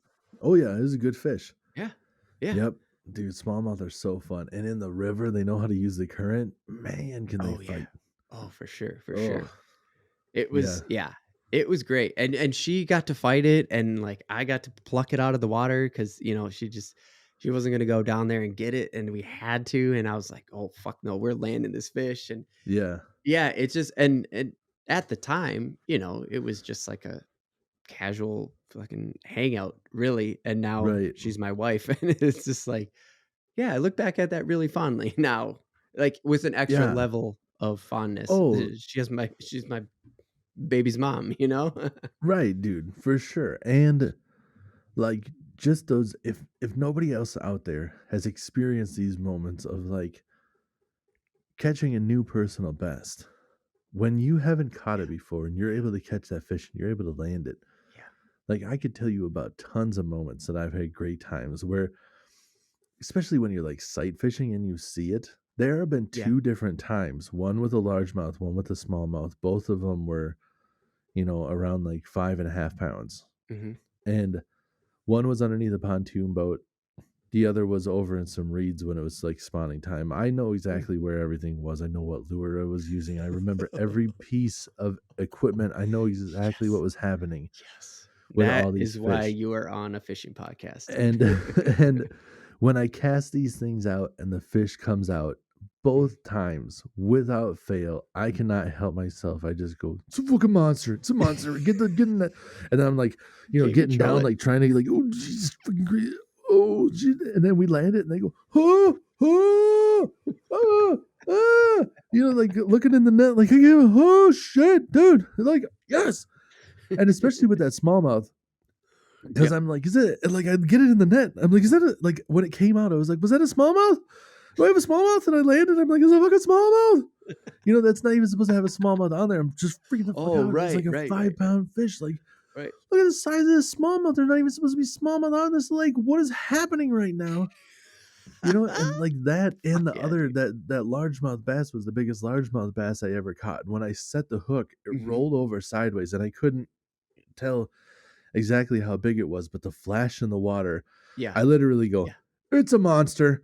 And everybody Right. else in the boat like An thought I was involuntary. joking, and then they saw it jump and they go, "Oh my god, this is a big fish." I'm just like, "Yeah, it's big. It's big. It's big." And then I land it and like I have a picture of that someplace too and I'm holding it up and like dude, the smile on my face is like, sorry, Shannon, if you're listening to this. The smile on my face in that bass picture is bigger than the smile on my face in my wedding photo. It's like, dude, like if those aren't even Yep. my favorite moments. I'm just letting people Right. know that like if you go fishing, like it's more than what some people think. Like, oh, Oh, I for go out there sure, and for sitting sure. there like no, there's an adrenaline rush. I think you've even said that before. Yeah. Like Oh, you weren't 100%. aware I've of said it that. until you caught the big fish, and then all of a sudden you're like, "Oh damn, you get an adrenaline rush." And it's Yeah, like, yeah, yeah, dude, it's when you catch a big fish, like a yep, rare one, yeah, again, a rare one. There's yep. that adrenaline rush. It comes Oh, with for sure. everything. Yeah. You open a pack of cards, you pull a rare card, and just like, oh shit. Right, right. Yep, Like just yep. I see a nice car go past. A lot of times I'll hear it first. What? What was that? You What know? what just happened? What just happened? Where's that Oh, thing coming and from? with fishing, knowing, like all those other things Mhm. are kind of like choice encounters.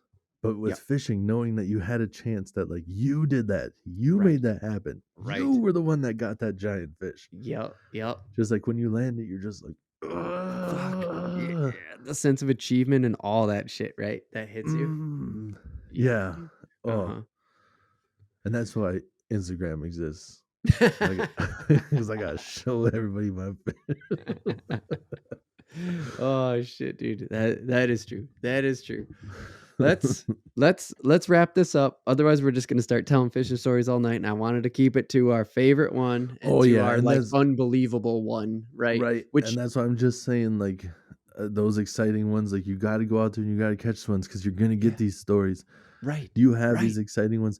I have these exciting ones. I have yeah, yeah, plenty of stories I could tell, but there's that one that's gonna stand out amongst yeah, all of them, and it's not gonna happen unless you go a lot. If you just go one time, maybe you'll kill it that one time, but I don't know right. how you have a great fishing story to tell one time, and then you After never even one try time. it again. Right, right, Even if right. you have it that one time, how would you be like, "We went out, it was awesome. Have you went again?" "No, I have not." I'm like, Right, "What? right, right. You liked Yeah. it though, right?" No, "Yeah, I did." but You know? but you're not gonna go again? Right. Oh, I don't okay, I don't that's weird. understand. Yeah. You ever been on a roller coaster? Yeah, dude, it's so cool. You ever been back? No. I don't never Nah, go back. nah, I'm good. Just went on once. Like, Yeah. what? What? I No. You go on the I had fucking next roller coaster right yeah, next to it immediately after that.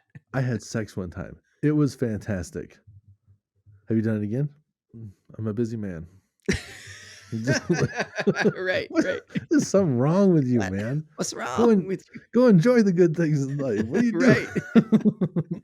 Fuck yeah, dude. That is a perfect thing. It's just like, yeah, that is what real AFTV is about, dude. Just fucking like seriously s- uh, share this with your friends that don't fish. We're trying to get people fishing.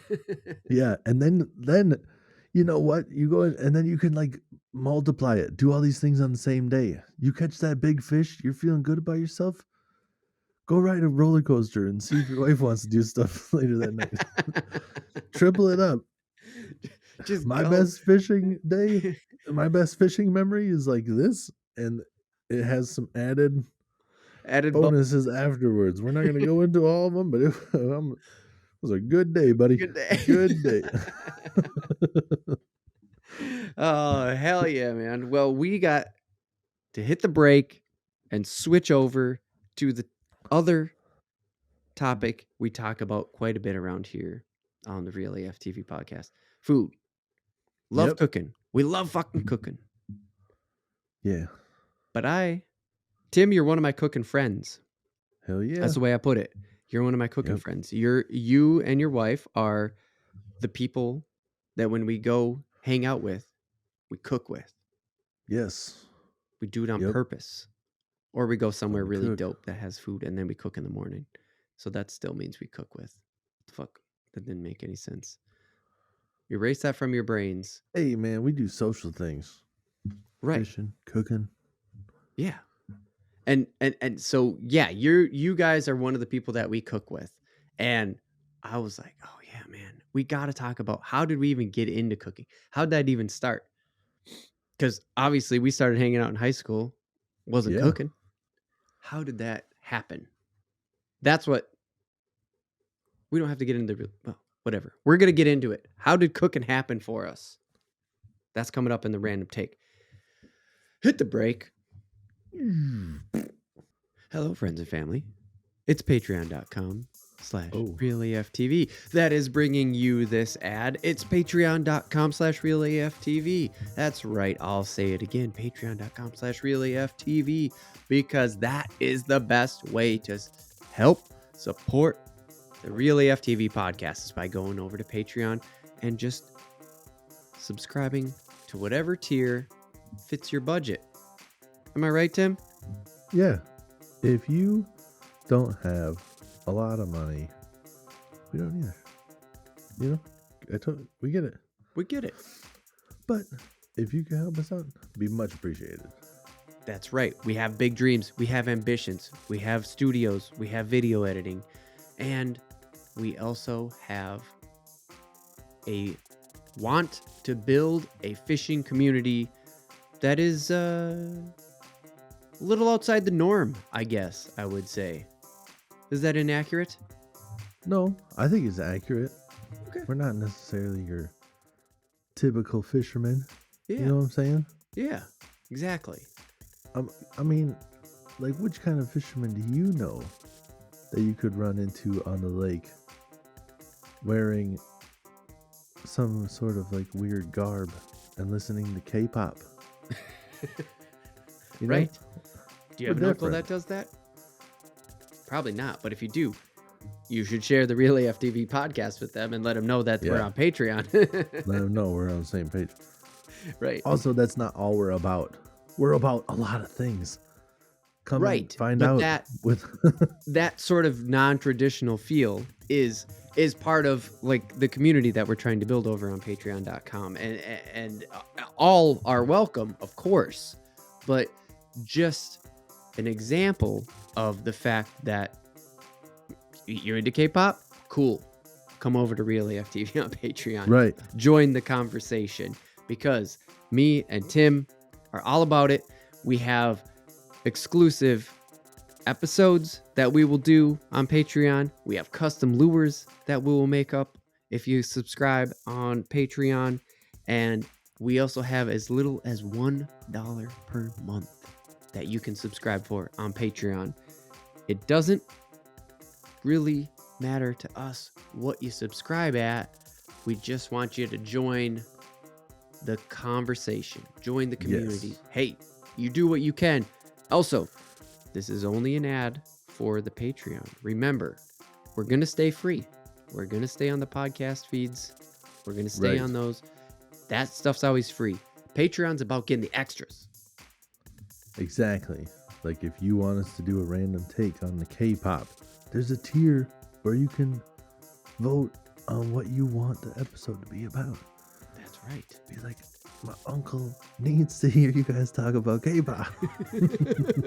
And we will do it. So go over to realaf.tv/Patreon. It'll shoot you over to our Patreon page, and you can help support the Real AF TV podcast as directly as possible, and even more, the Real AF TV YouTube channel, where we have videos, a lot of videos, but we will start making more about fishing instead of just making the video podcast.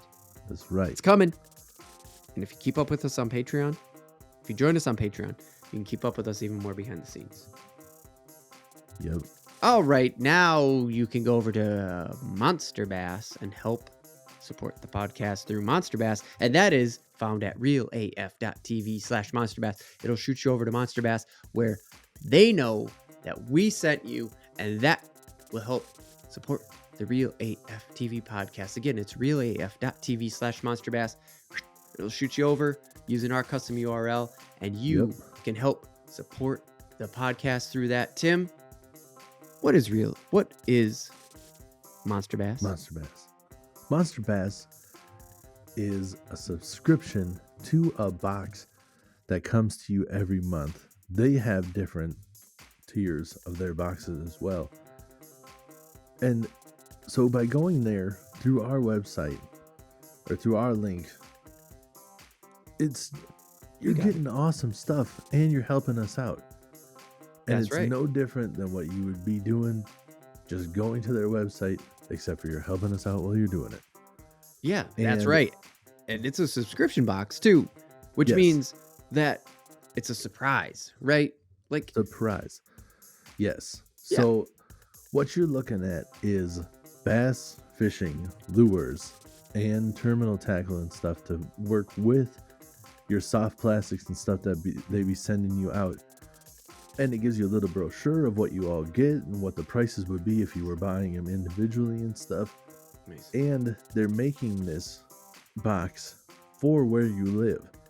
Like, if you're in Minnesota and it's a little bit colder water and we're not having as big of fishes down south, you're not getting the giant lures that they have down south, because those aren't going to really catch fish here. right. I mean, they will, but it's not what you should be using for the most part. They're Right. doing, they're professionals and they know what they're putting in that box, which is another great point. If you have a beginner that you're trying to get some stuff for, if you were trying to set Mhm. somebody up, like a lot of us are, everybody's still learning. Mhm. If you hear anybody that says they got it all figured out and there's nothing more that they can learn, that person's a liar. There's something Liar. wrong with them. Don't listen to him. Everybody, even the professionals, are constantly learning new Oh, yeah. things, and they're pros. So if you are trying to learn some new techniques and stuff, or if you have somebody who's just getting into this stuff and doesn't know what to buy, these boxes are perfect because these Yes. are set up for where you live and they are giving you baits that will catch bass. Yeah. And like I said, the terminal tackle is like your hooks and weights and stuff. Yeah. So if they're giving you a soft plastic, they're giving you a hook that'll set up with it nicely. Nice. Yep. Or you get some bullet weights or whatever. So you set it up. If say they give you a worm, they're like, here's the bullet weight and the hook, so you can Texas rig. Or there's just a weight, so you can weightless rig it. Or Mhm. there's Mhm. like the I've got a box before where they have the weight pegs, so you can peg the weight, Nice. which is another way. It's a Texas rig that you can stop it. But they give you all these things that will really help you become a better fisherman and learn the different techniques and stuff. Yeah. And a lot of times, mine were coming in bags. I don't know if it's the same for everybody else, but that's what I was getting. And the bags work as great storage and stuff. It's all Yeah. around awesome. Yeah. You get your lures and you have a perfect place to put them, and you could write down what's in your bags and stuff. I have so many of these bags now. My tackle box is better for it. I'm better organized for it, and I have so many Yeah. lures, and they're out there, scouring the earth for these lures. I have some lures from brands that I've never heard of before, and they're Sick. not bad. Yeah. They're just awesome. It's Yeah. just like, you didn't know about these guys because they're just not that big yet. It's like a mom and pop shop. I don't know, or Right. whatever, but Mhm. so exciting to get a lure you've never seen before. Yeah. And that gives, honestly, for me, I feel like I have an edge. When I'm out there fishing a lure that nobody else has seen, Right. who else hasn't seen it? Those fish. Those fish. Yeah, dude. For sure. Great points. And that is going to realaf.tv/monsterbass. And then it will shoot you over to Monster Bass. And that's what Tim was just talking about, was the Monster Bass subscription box or bag, or whatever you happen to get at that time. It is going to help you catch more fish. So go to realaf.tv/monsterbass and they will hook you up with what you need for your area. And it will also help out the Real AF TV podcast. It's a Again, win-win. realaftv.com. But realaf.tv/monsterbass. I'm keeping all that in because that is how we do it on Real AF TV. Go to realaf.monster/t.v and get your bag box of lures today. And we keep it in because we learn from our mistakes. Welcome back to the Real AF TV podcast, the show about fishing and random takes from Atlanta 10,000 lakes. We are in the random take, and we are talking about food again. It's been a minute since we talked about food. It's a pretty hefty topic if you look at the back catalog, I think. And the reason Yeah. being, I believe, is because me and Tim are cooking friends.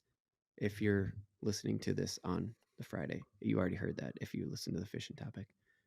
But if you're listening to the split out on Friday, that's the reason why I wanted to bring this topic up. We're cooking friends. Cooking friends.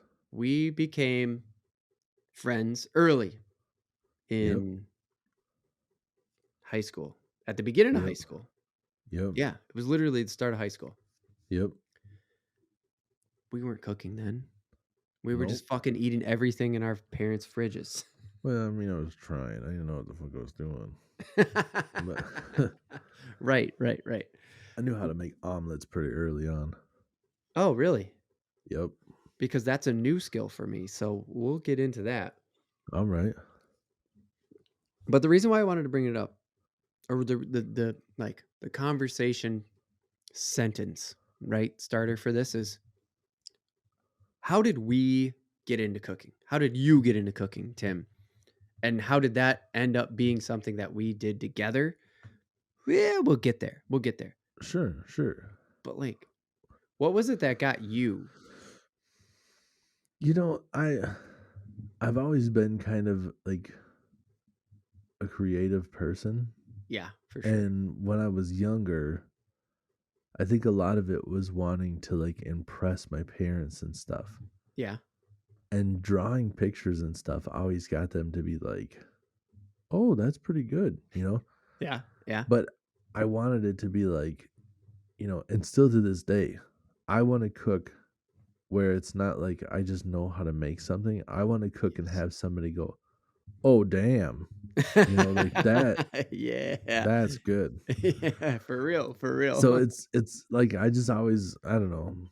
uh, I It I don't know if it's something in my like subconscious that wants everybody to tell me like, "That was a good job, Tim." And I just go, "Thanks. Yes. Thank you for making me feel good about myself." I don't Right, know. right, right. But yeah, like I remember when I was younger that there was a time I do no idea what I was doing when I was little. Yeah. No clue Well, even in high school, whatsoever. that's why I said it. Like, I don't even remember being able Dude, to cook at 14, 15, when 16 years old. yeah, dude, I've younger than that. I'm in like the kitchen. My parents aren't home Uh-huh. and I'm like it's like their anniversary or something. Okay. And I'm Yeah. like, I'm gonna make them something. I'm gonna impress them.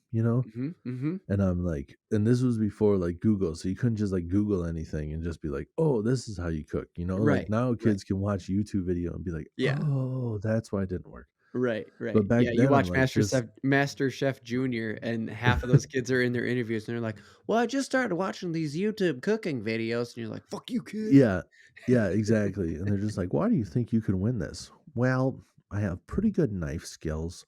I know how my flambés are on point. And you're just like, I didn't even know what any of those words meant. Right. I didn't have knife skills in my Knife vocabulary when I skills? was fucking 11 years old. Get out of here, Yeah, shithead. like, you mean, like, you can juggle them or what? "No, I cut the food well." And you're like, We can all cut food." And they're like, I cut it accurately I thin I got slices it pretty really good. fast, and I don't chop my fingers off." And you're like, "Oh, okay, okay." Mm. Mm. But but, uh, so I remember one time where I wanted to make something for them, and I had no idea what I was doing, and I grabbed, like, just ingredients out of the fridge, and I remember getting, like, some ham, and it's just like deli ham. And I chop this up into little tiny pieces and I'm like taking my time dicing it up. I microwave that because I'm like, and now you cook it right or whatever. And then I Right. cook and I microwave that and it heats up. And then that's as far as I got before I'm like, oh, what do I do now? And then they came home and I wanted to keep it as a surprise. So I like put it in a cupboard In a and then I cupboard. forgot about it. Oh, And a while no. later, they're just like, oh, what is this? And I'm just like, oh, that's ham. And they're like, you need to refrigerate meat. And I'm like, "But I, like, cooked it." And they're like, "You can't. Even after it's cooked or whatever, it has to go back in the fridge." I'm like, "Oh, yeah." And then I'm like, "Honestly, I forgot about it. Like, I was gonna try to cook for you guys." And then I hit it, and then I forgot what I was doing because I just kinda went off on this whim. So that was, like, one of the first times I ever tried was I just diced and microwaved a ham and then hid it in the cover. That's beautiful. Oh my god. I love that so much because I don't even remember having any of that. I was just a lazy kid who just made sandwiches all the time.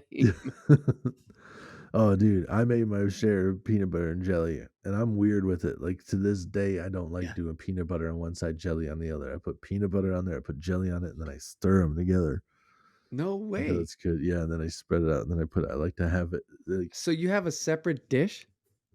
no, I stir it together on top of one of the pieces of bread. Really? Yep, with all dude. I just been like all my Okay. life. Like I just want even bites. I don't want it to like screw up, and Yeah, I get that. the jelly doesn't like squeeze out when you do it like that. Because it Instead of becomes like the same viscosity as the peanut butter? yeah, it's like pasty. No So you don't have to kidding. worry about, like, squeezing out all that shit. It makes it, like, a little bit less pasty than peanut butter, but way less runny than jelly. Right. Oh my So and god. the weird thing was is, You like, just one time, like, we saw that Smucker's stuff in the grocery store where it's, like, the peanut Goober? butter and jelly together. Is was that what it It's like, the called Goobers? Goober, dude. I And remember my Goober. wife I was remember like, Goober "That's from that first perfect. You're time. gonna want that." And I'm just like, "Hell no. I No, I stir it together myself. no. I just No make shortcuts in my house." You got me thinking now. I'm like, "Oh, I should just put peanut butter and jelly into the same fucking container and mix it up, and then Just have them ready to bread, go. just have a Oh, peanut butter and jellies." Did we just hack fucking peanut butter and jellies? That's gonna be the name of the split when it comes out. Peanut butter yeah. and jelly hack. We'll put it in a jar and just call it the hack Just call it the instead of hack. it sounds a lot better than goobers. The fuck? Who came up Sounds with that shit? I Everybody's gonna know. wanna eat goobers. Are they? Sounds Uh, disgusting. are they? Are they though? Goobers. Why don't you you just call that shit loogies? Everybody's oh, gross. Gross. Fucking gross, dude. Oh my Oh. god. Which I had Vegemite before. Oh, yeah? It's pretty it's not loogies, but it kinda tastes like a burnt loogie. Oh, gross. I've heard things where they're just It's so like, "It is disgusting." I've it's so heard gross. people I brought some back from Australia, so don't fucking at me, internet. I got it from the source. It is fucking nasty. It's Yeah, dude, I don't understand it. nasty. "It It turned into tastes Vegemite sandwich." yeah, exactly, and it tastes like burnt loogies, and I say that only having smelled them. I've spit many a loogies onto fires in the middle of the night. Yeah, yeah, it tastes like that smell, and that is disgusting. But It tastes like that smell. yes, it does, it's so That's gross. so gross. It's so disgusting. I've never wanted to eat Acquired taste, I Vegemite guess, less. right? What? I've never wanted to eat Vegemite less. Yeah, please, Just that I've was my heard entire bad point. things, but that sounds so gross. Dude, it's so nasty. Anyways, so that was your start. So you've kind of always been into cooking? Is that Yeah, a fair to little say? bit. Yeah, that was like the first time I ever tried to make anything. I know like a little bit later I got older and more sophisticated and for it was like another anniversary thing and I'm like, I'm gonna make my parents banana flambe. You know, I, Did I you found really? I found a recipe. No, here's the thing. So I found my parents don't drink. Right. The only wine I could find was some homemade shit she got from a coworker like years before, and nobody ever touched it. So I'm like, they're never gonna drink this shit. Homemade? So there's no corkscrew. I'm trying to figure out how to get the wine out ever even. I pour it in there, and then come to learn, yeah, you really got to be cooking on gas to make that work. You Right. can't do the flambe part on the on an electric stove. Right, So right. I just got like this soupy gross mix. I don't burn off any of the alcohol. I just kind of Just a go. boiling blob of My parents come home. I just got this weird soup with bananas in it. I'm just like, I tried to make you guys banana flambe. That was maybe like I don't know 14 or 15 years old when I That tried to is do that. awesome, dude. I didn't know nothing. I just read that again, like, no YouTube. That was just reading the instructions where it's just like, Right. put all this, cook this, Yep. ignite the thing. And I'm just like, all right. You're like, It doesn't tell you any extra steps on how to do this. I'm just like, it's yeah. just going to happen. Right. And I'm like, I'm safe enough to handle fire. I'll do this. It'll burst into flames and then it'll be Yep. cool. I'll wait for it to And then burn it off didn't. And and I'm just like, everything's how gonna be come I great. can't? Yeah, and then I go and get like a lighter stick and I'm trying to like light it. Just like it doesn't burn at all. And then like you learn that like you can't just use like a low alcohol wine either. You gotta put like some like legit stuff. I think it That's what probably I was called gonna say. I I think mean, it's at least you had the right idea to go get the yeah, lighter. That can right. work. It does And work. I think it's French. The banana flambe I think is French, so I'm assuming it probably called for like cognac or something, where it's like Right. a 40% alcohol liquor. Yeah, yeah, yeah. And I had no idea what I was doing. So, yeah, I've always tried, but it it took a while before I was actually like cooking. Yeah, yeah. There was a lot of trial and error and never really giving it a shot. Right, Right. until I got old enough to, like, cook on my where it On became your own like I shit. needed to cook, and then I'm like, "Oh, shit, I better learn this," and then I started learning stuff.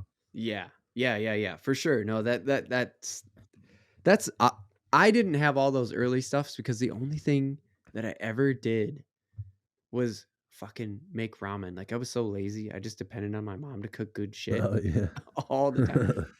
And it wasn't I shouldn't say lazy. Yeah, no, that's the right term because I was also too lazy to just get up and get a snack when I felt like it. Like, I don't know. This video game's better. I'm fine. I'm just gonna keep going. It also led to some dehydration. But the point is, Sure. because I wouldn't get up and get water either. Right. Um, the point that I'm trying to make is I I didn't have that early go like you did. I didn't have that early uh want to create like you did. Sure. I'm a creative person. Yes. Yep. I very much own that and say that and like work in the creative, the podcast is creative. That's just an example of it. The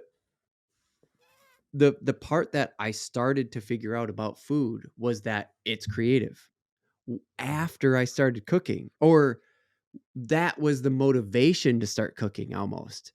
It was like I saw Ratatouille Oh, because yeah. I'm that person, right? Like I'm the technology, like I've always been a big Pixar fan, like I've always been a big fan of CG. And it's like, holy shit, that just made me think completely different. And it's so fucking weird to think about that it was a Pixar movie that made me think differently about food.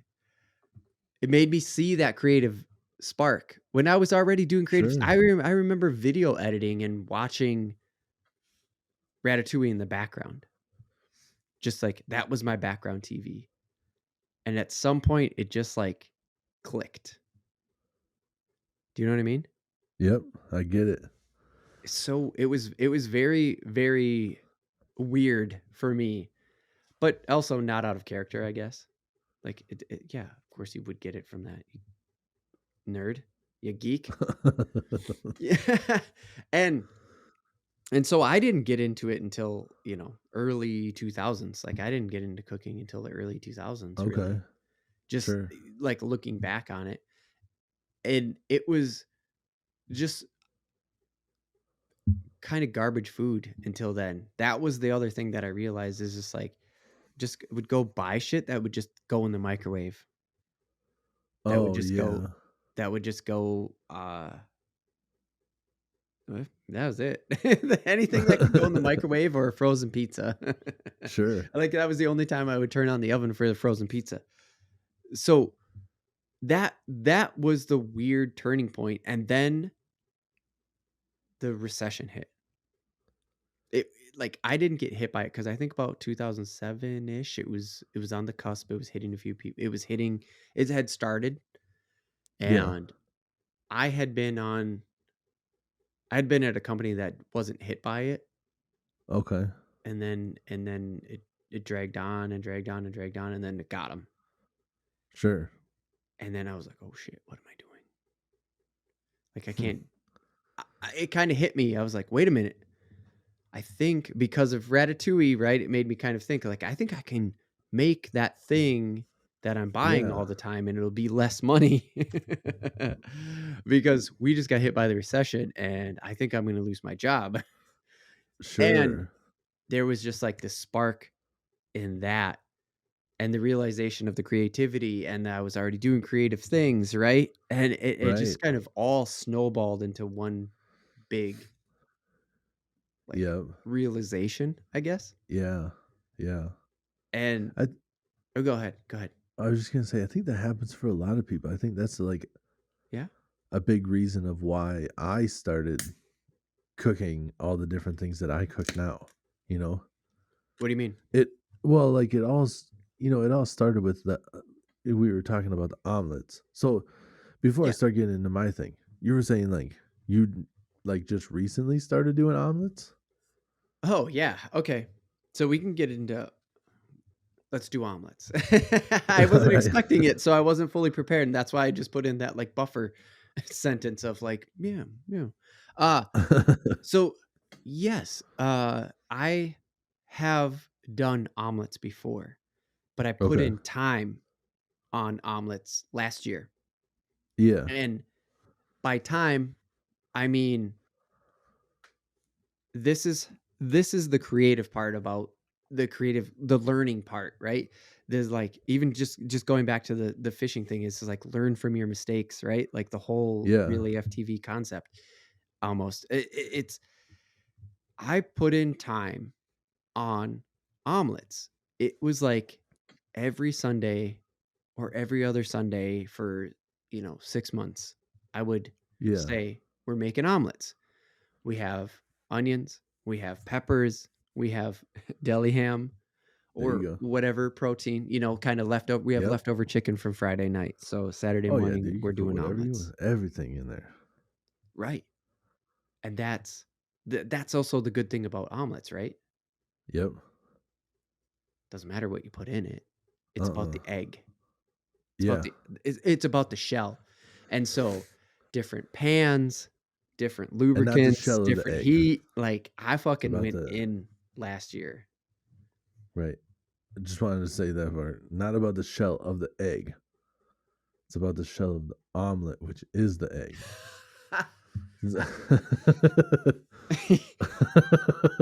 Talking those words out, I would have never caught that, but as someone who's listening, thank you for clarifying. Yeah, yeah, yeah, so, like, I found a different because me and my wife have been cooking almost the whole time we've been, together. It's been one of the things that brought us together is when we started living together, we started getting all kinds of different pans. So I had all kinds like I got a 12, I got a 10, I got an 8, Yeah. you know, Yep. like I have all these different kinds of frying pans. And so that was already there for me to start experimenting on omelets. And that is how I said, like, I just started omelets. And that's why, because I just started really focusing on it because of eggs were cheap then. They're fucking ridiculous now. Um, they're easy to put leftovers in, right? So they're the Yep. perfect Saturday Yep. morning Yep. gig. And we had the equipment already. It was just a matter of like, hey, will this like teaspoon of butter do the trick? Or is it better to just put spray in it? It will high heat do the trick. Oh, yeah. Like there was so much. It takes so much to just nail an omelet. And I didn't look it up. Oh, okay. I Just just wing it. experimented. Alright. So that was So that's the creative part of it, right? That's the fun of it, yeah. just, like, discovering it for yourself. So now are you doing it where you fold it? So I do, uh, fold on both sides. So, crack an egg Yep. or scramble an egg, right? Pour it Yep. in, let it do its thing, center up the fillings right in the Yeah. middle of the circle, fold right, fold left, flip it over. Oh, yeah, you do it Um, like a Perkins style. sure. Yeah, I always do just a half, just one, so I have, like, a half moon, Oh, and I yeah, yeah, put yeah, more filling all the way around that I just put all the filling on the one side, and then on when the I one fold it over, side. like, I got just a nice but I wondered if you folded it because there are other ways to do it, like, I learned when we went to Jamaica. Did you get an omelet in their Yeah, I did, thing when but we went to refresh my Jamaica? memory. They take like, it was like an omelet bar, and you Yep, get all of your ingredients and stuff. They yep, throw it all in with the scrambled eggs, yep, and they will take a ladle, like a yep, just a little tiny ladle, a teaspoon of oil, put it on their hot pan, and throw the whole thing in there. They don't flip shit. They mix all the ingredients in with the egg, cook it on one side, flip it, cook it on the other, and they give it to you. yep. It's not That's what an omelet is for them, and it's awesome. Yes, It's kinda like when they fry it in that oil, it's almost like a if you ever had, like, a egg foo young at sure. the Chinese restaurant has, like, a weird fluffiness to it, and I'm sure they're, like, Yep, frying their egg, like, kinda the same way, and So they don't fold it, but like I learned that you take the egg and like you said you do are you doing more than one egg? No. We're doing one Really? egg omelets. Damn, dude. Yeah. I Super do like thin, just 3. fucking I'm doing you like 3 eggs. Oh, shit. Yeah, I do thick eggs. Yeah. But so like I learned and I can't even remember where I learned it from. And because I remember like learning about it in the facts, which was like the cooking class, facts. Like if Oh, I don't facts, even the know, cook yeah, I family knew, economics or whatever, I yeah, don't know. I knew how to make omelets when they try to teach us how to make omelets in there. So I come Damn. in there just like fucking firing it up, killing it. They're just like, they're just like, no, you want to do this, and I'm like, yeah, I got this shit. Yeah, Go I help got it. somebody Don't worry else. I'm about about to make and it. eat this omelet. Give me some space. This is just snack time for me, motherfuckers. Get out of here. Yep. And just this is completely random. I'm gonna go back to the omelet in a second. I just had to say there was a girl in my facts class that was very socially awkward, never got in any trouble. And in fact, she was making spaghetti, and she was like, "The way you tell if a spaghetti noodle is done is you throw it against the wall." Mhm, And she said mhm. the teacher was like, "That's not how you do it." And she's like, "It is how you do it. This is how I learned." And she's like, "That is," the teacher's like, "That is not how you do it." And she was just adamant. She was like, No. "I learned this way. This is how you do it." She pulls a noodle No. out, smacks it against the wall. It's stuck. She's like, "It's done." And the teacher's like, "Go to the principal's office." No And way, I'm just dude. like, this socially awkward girl that never got in trouble That just never gets in got trouble, just got in detention for trouble. throwing a noodle. Like, what a story she's going to have to tell to her kids later. I got detention once for throwing a noodle at the wall. But In kids, facts let class me where tell you, nobody gets in trouble ever. yeah, let me tell you, it's the best way to probably tell her, like, you don't let them put you in detention for nothing. In this house, we throw noodles against the wall to tell us they're done. We throw noodles against the fucking wall. We throw them against the wall, and if they stick, they're done. You tell that bitch to go shove it up her ass if she don't like.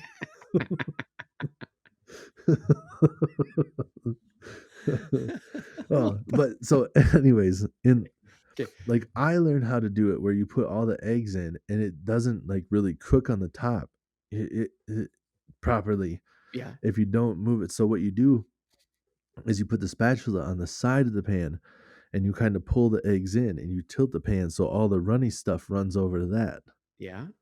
So when it hits the hot pan, it starts cooking that right away, and then you move it over to the next side. So you're constantly like tilting the pan, pulling the egg back, Oh, pouring the uncooked stuff, tilting yeah. the pan, pulling the egg back, and you Yeah. keep doing that until none of the runny stuff is left. Yeah. And then you put your toppings on. That Oh, was the first thing I ever learned how to cook properly. And then all the damn. time I'm like, "You guys want omelets? You want some omelets?" And then nobody ever wanted omelets. I didn't make them bad. Just everybody's Right. just like, "Oh, we're not Just nobody wanted an omelet. really What not the fuck? feeling omelets." And I'm like, "Well, that's the only thing I know how to make." So, Fuck, come on, guys, but I'm good at it. want some toast? I know how to make toast. I'm I'm so happy that I did learn how to cook and that you realized early that it was creative, which to me is awesome because I didn't realize that cooking is creative. Baking is a science, cooking is Yes. creativity, Yes, right? exactly. And you recognize that out of the gate. I didn't Yeah. recognize that. It was the thing that my brain just started to connect. And then I was like, I bet you I could make food cheaper than I could buy food for. And like all the pieces just, it was just like a tumble, right? Like just Yeah. everything just started to tumble Well, into place. and now I have like I'm not a high-end chef by any means, so don't think that that's what I'm saying. Right. No, no, no. But I go to these like mid-level restaurants, like Olive Uh-huh. Garden and Red Robin makes good burgers and stuff, and I like Sure. everything that they do, but I have their stuff, and sometimes it's killer, and other times I go there and it's a little bit off, like the chef doesn't know what they're doing. Yeah. So my journey as far as cooking is gone went from I want to be able to make some things good to now I go to these restaurants and I'm like, I want to be able to make your dish better than you can. Better. Yeah. I want to be able Yep. to go home and just be like, why should I spend money at your restaurant when I know I can make it better at home for less money? Yep. Yep. Or at the very least, I can make it the same. Yeah. And not to My be a chicken fucking, like, Alfredo? snobby dickhead, but No, totally not be the snobby totally, dickhead. But like totally my chicken Alfredo yep.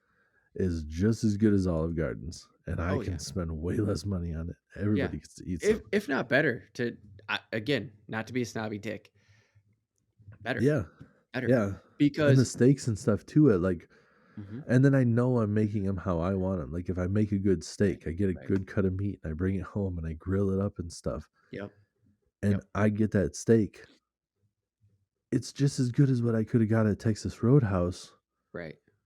but I spent less money on it because I cooked it myself. Yep. Plus, there's always that chance that the guy at Texas Roadhouse thinks that everything tastes better with too much salt because he's got a shitty palate, because he's not a 'Cause he has real a shitty chef. palate. He's some college kid that they needed help, That and they he's needed just help like, and just yep, yep, "Mm, yep, it needs more salt." yep. Just no, it doesn't. Uh-huh. You don't have good taste buds after COVID. Yep. Oh, Ask somebody else.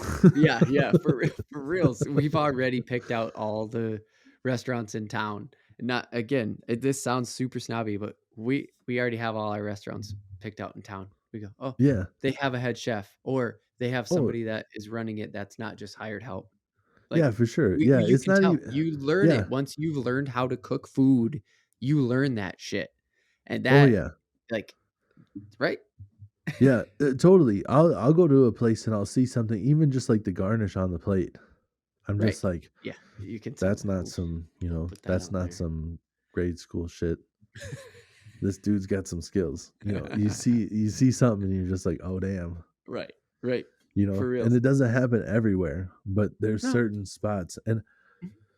and I honestly want to be like one of those guys that's just like, my compliments to the chef, and Oh, they just be like, I know. where they just be like, this is a red robin. And you just be like, yeah, you don't understand though. Yeah, but, Last like couple of times I was here, they oversalted the shit out of the burgers. The first couple of times we went to a Red Robin, my mhm, wife likes to get the Royal Red Robin that comes with a fried egg on it. yep. Whatever changed in Red Robin, they do not know how to make a fried egg to save their fucking life anymore. They just crack it and leave it on the thing. And the one side's like the egg's a little bit runny, but the other side's like almost black. Oh, Like, you gotta be cooking it on a different spot. There's gotta be one of your right, areas that has to be a little bit cooler. You can't be cooking it on the exact same spot that you're making that burger. right, right. Like And it looks like they don't even flip it. It looks like they put it on the thing and they wait until that, like, mm, opaqueness yep. goes to, like, more of a solid white, and then they serve it. And it's just like, Yeah, no, just cook it for a yeah, while, yeah. flip it for just a little bit, Just and a then put second. it on the burger. Right, right. Yeah. So that was probably the latest thing I learned. Mhm. For a long time, I just didn't know how to not crack a yolk, and I didn't really care because I didn't want runny yolks. And then my Gotcha. wife is like, "I really like those," and I'm just like, "I'll figure it out." Right. And now I Yeah, know how. So yeah. Right, right, right. Yeah, which is a perfect example of, like, how did you get into cooking? Because that is a lot of from my story, a lot of how I got into cooking because I started to realize like I don't necessarily like Kraft mac and cheese, but I love cheese and I love macaroni. So there has to be a way to get a better mac and cheese and right. you just go for it, right? Like you just start looking things up and you start learning it and in the sense of like what you're saying is just like dude, I don't really the runny yolk's not for me, but somebody else in Right. my life has asked for it, so I'm going to learn it. I'm taking it, personally. For me, it's scrambled eggs. Sarah didn't Oh, even eat sure. eggs. My wife didn't even eat eggs at all. When they're not $5 a dozen, we will start eating eggs again, and I pretty much make a scrambled egg for her every morning, and There you go. I'd never made scrambled eggs before, as stupid as it sounds, but this takes me it's a segue to the next part of Alton, Alton Brown. Wait, AB, me and hold you on. have that connection. Good eats, things Yeah, like hold on. that. Hold on. Hold on. So Hold much on. learning. Hold on. What? What? You gotta tell me about Alton Brown in a minute, like where you're going with this. But Okay. you said you're paying $5 a dozen. For eggs right now, yeah. What the fuck are you paying? I can get like just over $5 for 24 organic eggs at Costco. What the fuck are you talking about, man? I It's can get two. the week before Easter, I can eggs get went two up to dozen. fucking $5 a dozen. I want to say maybe it's 2 dozen organic eggs for like six something, but I can get the regular eggs, 2 dozen pack at Costco for like $5. What the fuck? God Again, damn that's it. Okay, Costco we got to get prices, back to but the food thing. yeah, sorry. We're going to Okay, talk about Alton this Brown. after the podcast. God damn it. Because now Yeah, I'm pissed Alton off. Brown. But AB himself, the food scientist, Yes. we have talked about him before. We have talked about Good Eats and how that influenced us. And that was one of the things that I really started to get into after I um, had that epiphany, so to say, with Ratatouille and the creativity. And like it all started to set in kind of. It all kind of started to hit me like, oh shit. And I started watching a ton of Food Network. We still watch a ton of Food Network. And Alton Brown was one of the big ones that like it really sunk in and still I go to learn from and that all goes to scrambled eggs. That all comes back to the scrambled egg thing that I was talking about is like before you know how to cook and that's the whole point of this topic is like learn how to cook. Just try a little bit and it'll change the Yeah. way you look at food and the way that you handle your food. He Yep. has a nice tight little segment on YouTube about scrambled eggs. And it will really actually change. Like Gordon is famous on YouTube. Gordon Ramsay is famous on YouTube for doing scrambled eggs, right? Mm-hmm. Yeah. There's actually kind of a little bit of there's an art to doing something as simple as scrambled eggs. I think the way Gordon makes scrambled eggs is a little bit gross, So honestly. is my wife. I have to in quotes overcook them. Yeah, because like he likes them like where you're just like you want them like moist like this. It's just like I Wet. think you undercook your eggs, Gordon. Like, Kind of wet. So so where I'm going with all this is like the learning from people on TV and these like celebrity chefs, I guess, right? We'll just say that we'll say celebrity yep. chefs, learning from them, love it, do it all the time, love cooking shows, we love it. The the thing with the scrambled eggs is all the way to Wolfgang Puck. Yep. I saw a thing where Wolfgang flat out was just like, you Americans, you worry too much about your eggs. You overcook them all the time.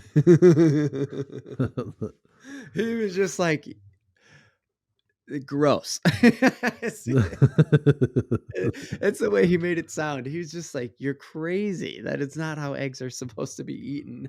And it made the connection with Gordon of just like, yeah, I guess you Europeans, you eat eggs differently, I guess. So he was saying that we overcook them too. Oh yeah, 100%. He's like, stop. Because he was working with an American on the show that I was watching. He goes, quit cooking them. You Americans. You like them Dude, too runny or what? I don't know why it's a Russian uh, accent. dude, I think they're like theirs too runny. I mean, But he I says also yeah, sorry. He said but he I didn't say you also like them put too like runny. sauce on mine. So I guess they're just like everybody likes what they like, A Right. lot of times they're like, oh, we leave them runny and like add a little bit of salt and that's perfect. And I'm like, Yeah. no, I cook them till they're not runny and then I douse them in hot sauce and ketchup. You know, it's just like Yeah. you might think it's Right. gross. I Right. love that shit. So did you had before the celebrity chef, like you were already into cooking before the celebrity chef thing, but did Alton get you into it Yeah. more? I mean, that's fair Alton to say Alton because you were before the internet even, really, before the internet yeah, was. Alton definitely helped on learning certain techniques and stuff. I started watching Iron Chef Oh, no shit. because there was the original Iron Chef way Yeah, before the other Iron Chef. So I the started watching Japanese the version? Iron Chef. Yep. So I watched the Japanese version. Fuck yeah, dude. Like right when I got more into cooking like right when I first got my own apartment, and then Okay. I had cable myself. And then Yeah, I was like, once I was in control and learning like what was on TV and stuff, I'm like, there's a yeah, whole channel about cooking. You guys know right? about this shit? And then you're like watching it, and I'm like, oh damn, look at what he's Right, doing. right. And you're watching him like kill it so fast, just Yeah, like chop, chop, chop, chop, chop, chop, chop, chop, chop, chop, chop, and then like fry and then do this and all yep, this other stuff. And you're watching the clock count down and you see what they make in like an hour, and you're like, yeah, holy shit. and it's so And they didn't fucking even know what they organized. were gonna make at first. Right. Within You're that like, hour, they also had to come up with the idea. yeah, because I mean that like sparked something in me from like when I was a little kid where I'm just like, what ingredients do I got? Diced ham, Yep. microwave. All right. Yeah. And then it never went any farther, and I'm just like, I guess I don't know. I don't know. And then you Yeah. like watch these guys, and they're just like, Uh-huh. they're just like, here's the secret ingredient, and then they have to use some random ass weird shit, put it in Right. their dish, and then they just go and they're like, I'm cooking this and I'm doing that, and Yep. I watched the Americanized, like dubbed over version where you could Yeah, it actually was still the understand it. Japanese edit, but they had dubbed over it. Yeah, Yeah. yep. Yep. Because there is But American yeah, Iron Chef or whatever. Chef Morimoto was on Yep. there and Yep. stuff. And Yeah, so Alton's I the remember. host and Yep. yep, But I don't know if Alton was a host. Alton's a host now. of Morimoto American. was on the original one. Oh, sorry, I thought you had already made the jump to America. Yes. Yes, Oh yes, yes. no, like he came over to the American one Right. initially, Right. and then they started using all these Iron Chefs that nobody's ever heard of. They're just like, these are the Iron Chefs too, and you're like, they are. Are I don't they? know these people, but I didn't know those other guys. I just took their word for it. Right, But because it's I like Japan the and you're just like, "Yeah, they can like cook." the yeah, I like the theatrics of the Japanese. Like it like was an actual like stadium that they're entering and stuff, No and shit. that's kind of what it was. It was like, Oh, man. I gotta and see if and they it's would on there. have all the different pictures, and they'd have to choose the person, and then all of a sudden they'd just be like, I choose Chef Morimoto, and then he comes over like Uh-huh. up the steps from behind, and there's like a backlit like big chef's Smoke knife screen. thing, and he's Oh, standing okay. there like, and then they do the pose, and they're Yeah. just Oh, like, yeah. oh shit, you about to get served, sucker. You you chose Morimoto? He's coming at you, bro. Right, right, right.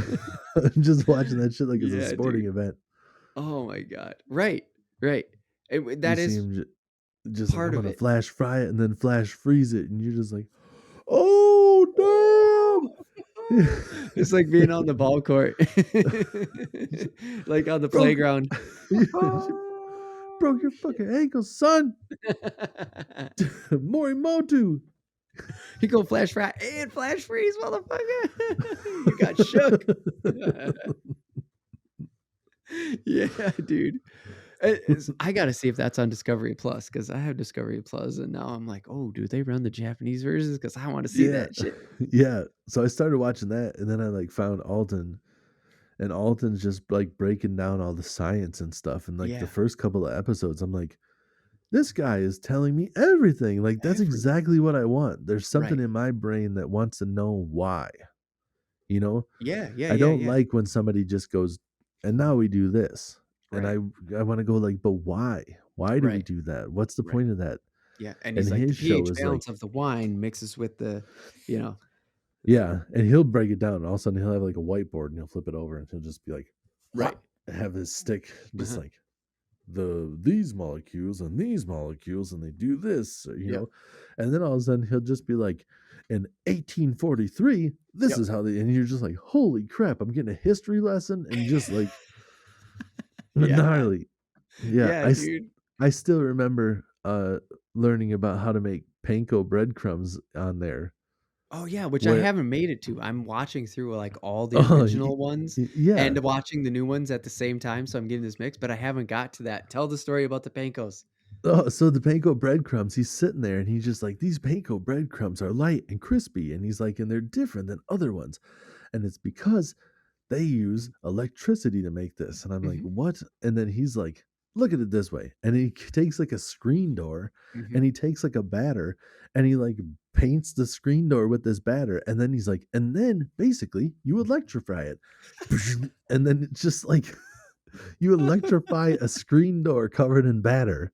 And that's how you make panko breadcrumbs. And he's, it's not exactly the same thing, but Right, he's right. like, I understand now. But you're like, "I get That's insane. That's how you make panko. it."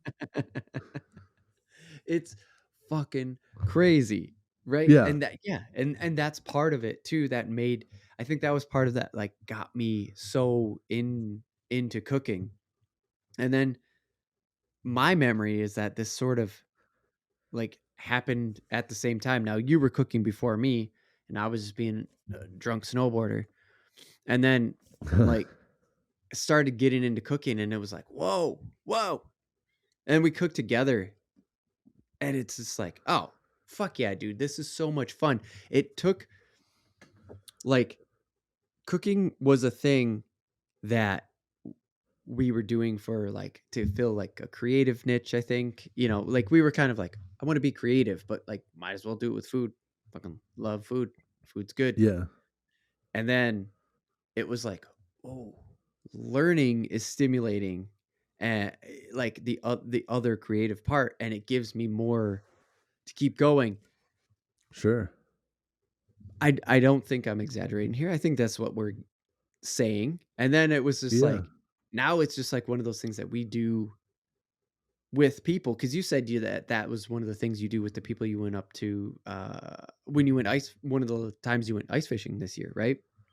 It's like Yep. a big thing you connect with them is cooking, Yeah, for sure. which Yep. oh man, it and it's so fun because that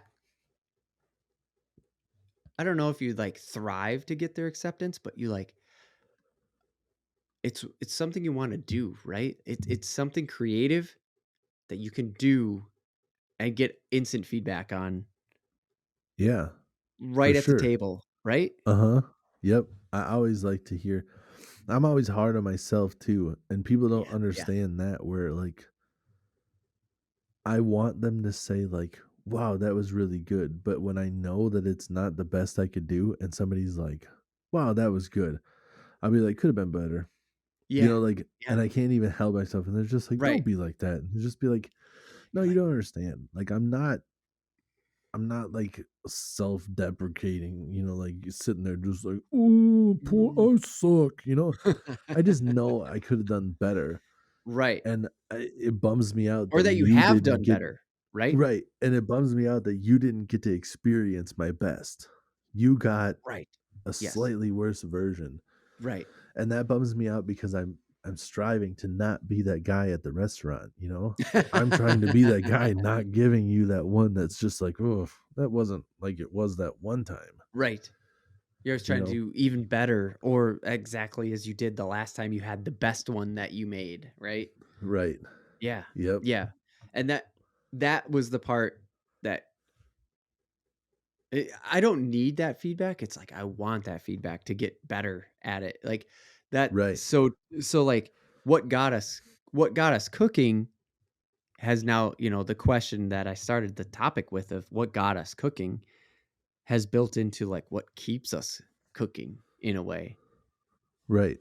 And it's that feedback. It's that like constant getting better. It's that cooking almost as a hobby, Oh, for sure. right? Yeah. Yeah. It This is is a the first hobby. this is happening right now in real time. This is the first time I ever really thought about that, but, like, yeah, of course it Yeah. fucking is. Like, Yeah. I have For sure it's things a hobby because there's certain days where I know I'm gonna be around for that day, and I'm like, I'm yeah. gonna make something that takes hours, Yeah. you Yes, know? dude. Mhm. Yeah. So, this is this is something that I wanted to ask about, like, to connect the what got us cooking to the question of what got us cooking. I wanted to figure out the evolution, right? Like this, the line. So here's one example, tying to what you said. I we got a full chicken, like bone in, dead chicken, not like live chicken. Oh, right. So we got a whole chicken, like a fryer chicken, right? Yep. And we were gonna make chicken soup out of it, but there's a catch. I gotta break it down because the chicken breasts are getting turned into chicken nuggets for the baby by Sure. integrating cauliflower into them. So that Okay. way, get your veggies and your protein in one thing. Trick the kid Sure. into eating veggies. That's the whole goal. Yep. But get the whole chicken so that way we can make fucking soup out of it. And when I started cooking, it was it was like, oh yeah, if you take these ingredients and you combine them, you make the thing. Yep. And now it's what are the ingredients? Like what's the base ingredient and how did it get there and make it Okay. into the thing? Do you know what I Sure. mean? Yeah, I think I get you. It's more like, so I guess here I'll just put it a little bit more. It's like when I started cooking, it was like get a chicken breast, chop it up, put in some flour, fry it, put it in this sauce that is, you know, this, and this, and you have kung pao chicken. Sure. Okay. Before I would have just bought it in the bag, put it in the microwave. Right. Now it's buy the whole chicken, get the breast off of it, turn the breast into chunks, flour it, whatever. Figure out what to do with the bones, figure out what to do with the legs, figure out what to do with the thighs. It's the bigger, like Right. the breast came from the whole chicken. Here's Yep. one thing you can do with the breast. Now figure out what to do with the rest of the fucking chicken. Right. Yep. Yep. And that's another thing that saves you the money too when you're trying to figure everything out. Yeah, You for know? sure. And that's what I'll do too sometimes where I'll be walking through the grocery store or whatever and I see an ingredient. I Hmm. just go, God damn, that looks good. I don't know how to make it. I'm gonna get it and I'm gonna figure it out. You know? Yeah, I yeah, started yeah. I got into short ribs that way. Oh, no Where shit. I'm just like, holy shit, dude. Those like the marbling on short ribs are beautiful. You're like, Yeah, wow, those look good. yeah. I can't recall it And right now, but I. uh so if you get boneless short ribs, you can literally like swap that out in any form of like a roast or anything. Oh shit. Okay. Next level, dude. You Really? want to have just like a roast and potatoes and carrots and stuff. Put Yeah. short rib in there instead of like the other stuff, and it's like holy fucking shit, Really? Oh dude. fuck. Okay. You can make them like barbecue style too, Oh where yeah, it yeah, yeah. I've definitely because heard of of the that. Hmm. I've yeah, done that. and they make it. I haven't tried this yet. That's the next one that I want to try, but you can get them at like the Asian restaurant too. You can Oh. get like short ribs from the Asian restaurant, and those are supposed to be bomb. So I'd like to try that with like the Okay. Okay. Asian sauce. Yeah. But my thing right now too is really experimenting with how like the different textures of things. You know, Oh really yeah. really learning that. Like you Mm-hmm. can take a chicken breast and Mm-hmm. bread it, and it can be completely different because you can take a chicken breast and put it in the flour and then fry it, Mm-hmm. and that's Mm-hmm. it. You can take chicken breasts, egg wash it, and put it in the flour. That's a Yep. completely different thing. Right. You can take chicken breast, dredge it in your flour, then egg wash it, then put it in the Then flour, and that's a completely different texture. right. You can make that chicken breast like four different ways with the exact same ingredients. Yes. And that to me is still like, what is going on here? And that's where like I'm really trying to learn it, like the like sweet and sour chicken at the Chinese restaurant, Yes. where it's got like that fluffy Yes. batter on the outside. Yes. And you make chicken and you're just like, how do I accomplish that? Like, how Yeah. do I get this? Yeah. You know, and it's like, and that's a batter. Yes. Instead of just dredging the flour, that's a batter that you're stirring up, and then Right. you're Steering up. steering up, little dog, uh, Steering up. steering up. But maybe that was the song about the omelets. Oh shit. We don't fold, then we steer it up. Check out that And remix coming later on yeah. Spotify on the Real AF TV podcast feed. Ham and cheese and eggs, steer it up. But But you yeah, you dude, you make a really like you make a fantastic point of like that is the thing that got us cooking and keeps us cooking, right? Is that level for that like sure. creativity of just like, oh shit, dude, oh shit. And Yeah. I continue to watch people. I continue to learn from people. I continue to look stuff up. I continue to experiment. I continue to fail and I continue to learn. And it's just like, shit, shit, dude, Yeah. this is fun. And dude, and the cool part too is when you learn there's like some of the stuff doesn't take a lot of ingredients. You know, you Right. could go to somebody's Right. house and they'd be like, I have this chicken, I don't know what to do with it. And then you'd be like, do you have flour and eggs? And they'd be like, yeah. And I'd be like, how would you like them? I can cook them like 6 different ways. I just we were because we don't have eggs. I just got we don't have eggs and we ran out of breakfast potatoes. Like we just ran out of potatoes, right? Yep. So I was like, wait a second. I think I can make some biscuits. Sure enough, biscuits do not require eggs. There you go. Biscuits in like Boom. half an hour, right? Yep. Like, flour, water, milk, whatever, pick your poison. Little Right. baking powder, done. Like Right. that's pretty much it. Butter, of course, but I mean, Yeah. And bringing it full circle to when we were talking about like in the fish and stuff and the hot dish and stuff. That's why Minnesota hot dish even exists. Is for because sure, dude. you go into your pantry and your meat and you're just like, what do I got? I got hamburger, I have noodle, I have like I don't know, there's like 3 cans of soup in here. And and there's then some there's tater some tots. yep, there's some tots in the freezer and oh, You know, yeah, I guess, oh, what, grab you those wouldn't do green you probably beans wouldn't or do whatever, you grab wouldn't do tater tots in the vegetable in the noodles at the same time.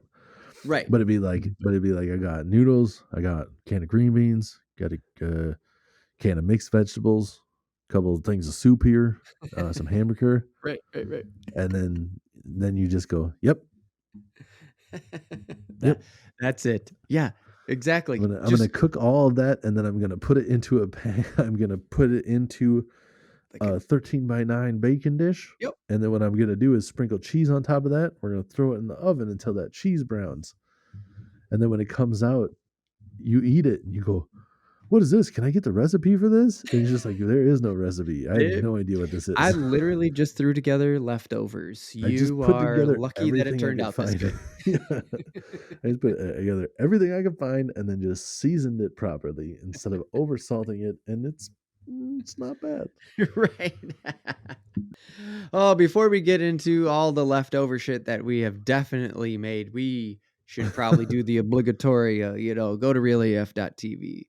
And that's where you can find all the stuffs. You can find us the social medias, the Twitters and the Facebooks and the Instagrams. And, realaf.tv is really the center of where you can find us. But please subscribe to the YouTube channel. We have videos coming out soon. I promise.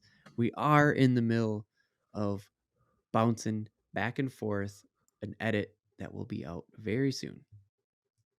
Yup. I promise you. I promise you. And with that all behind us,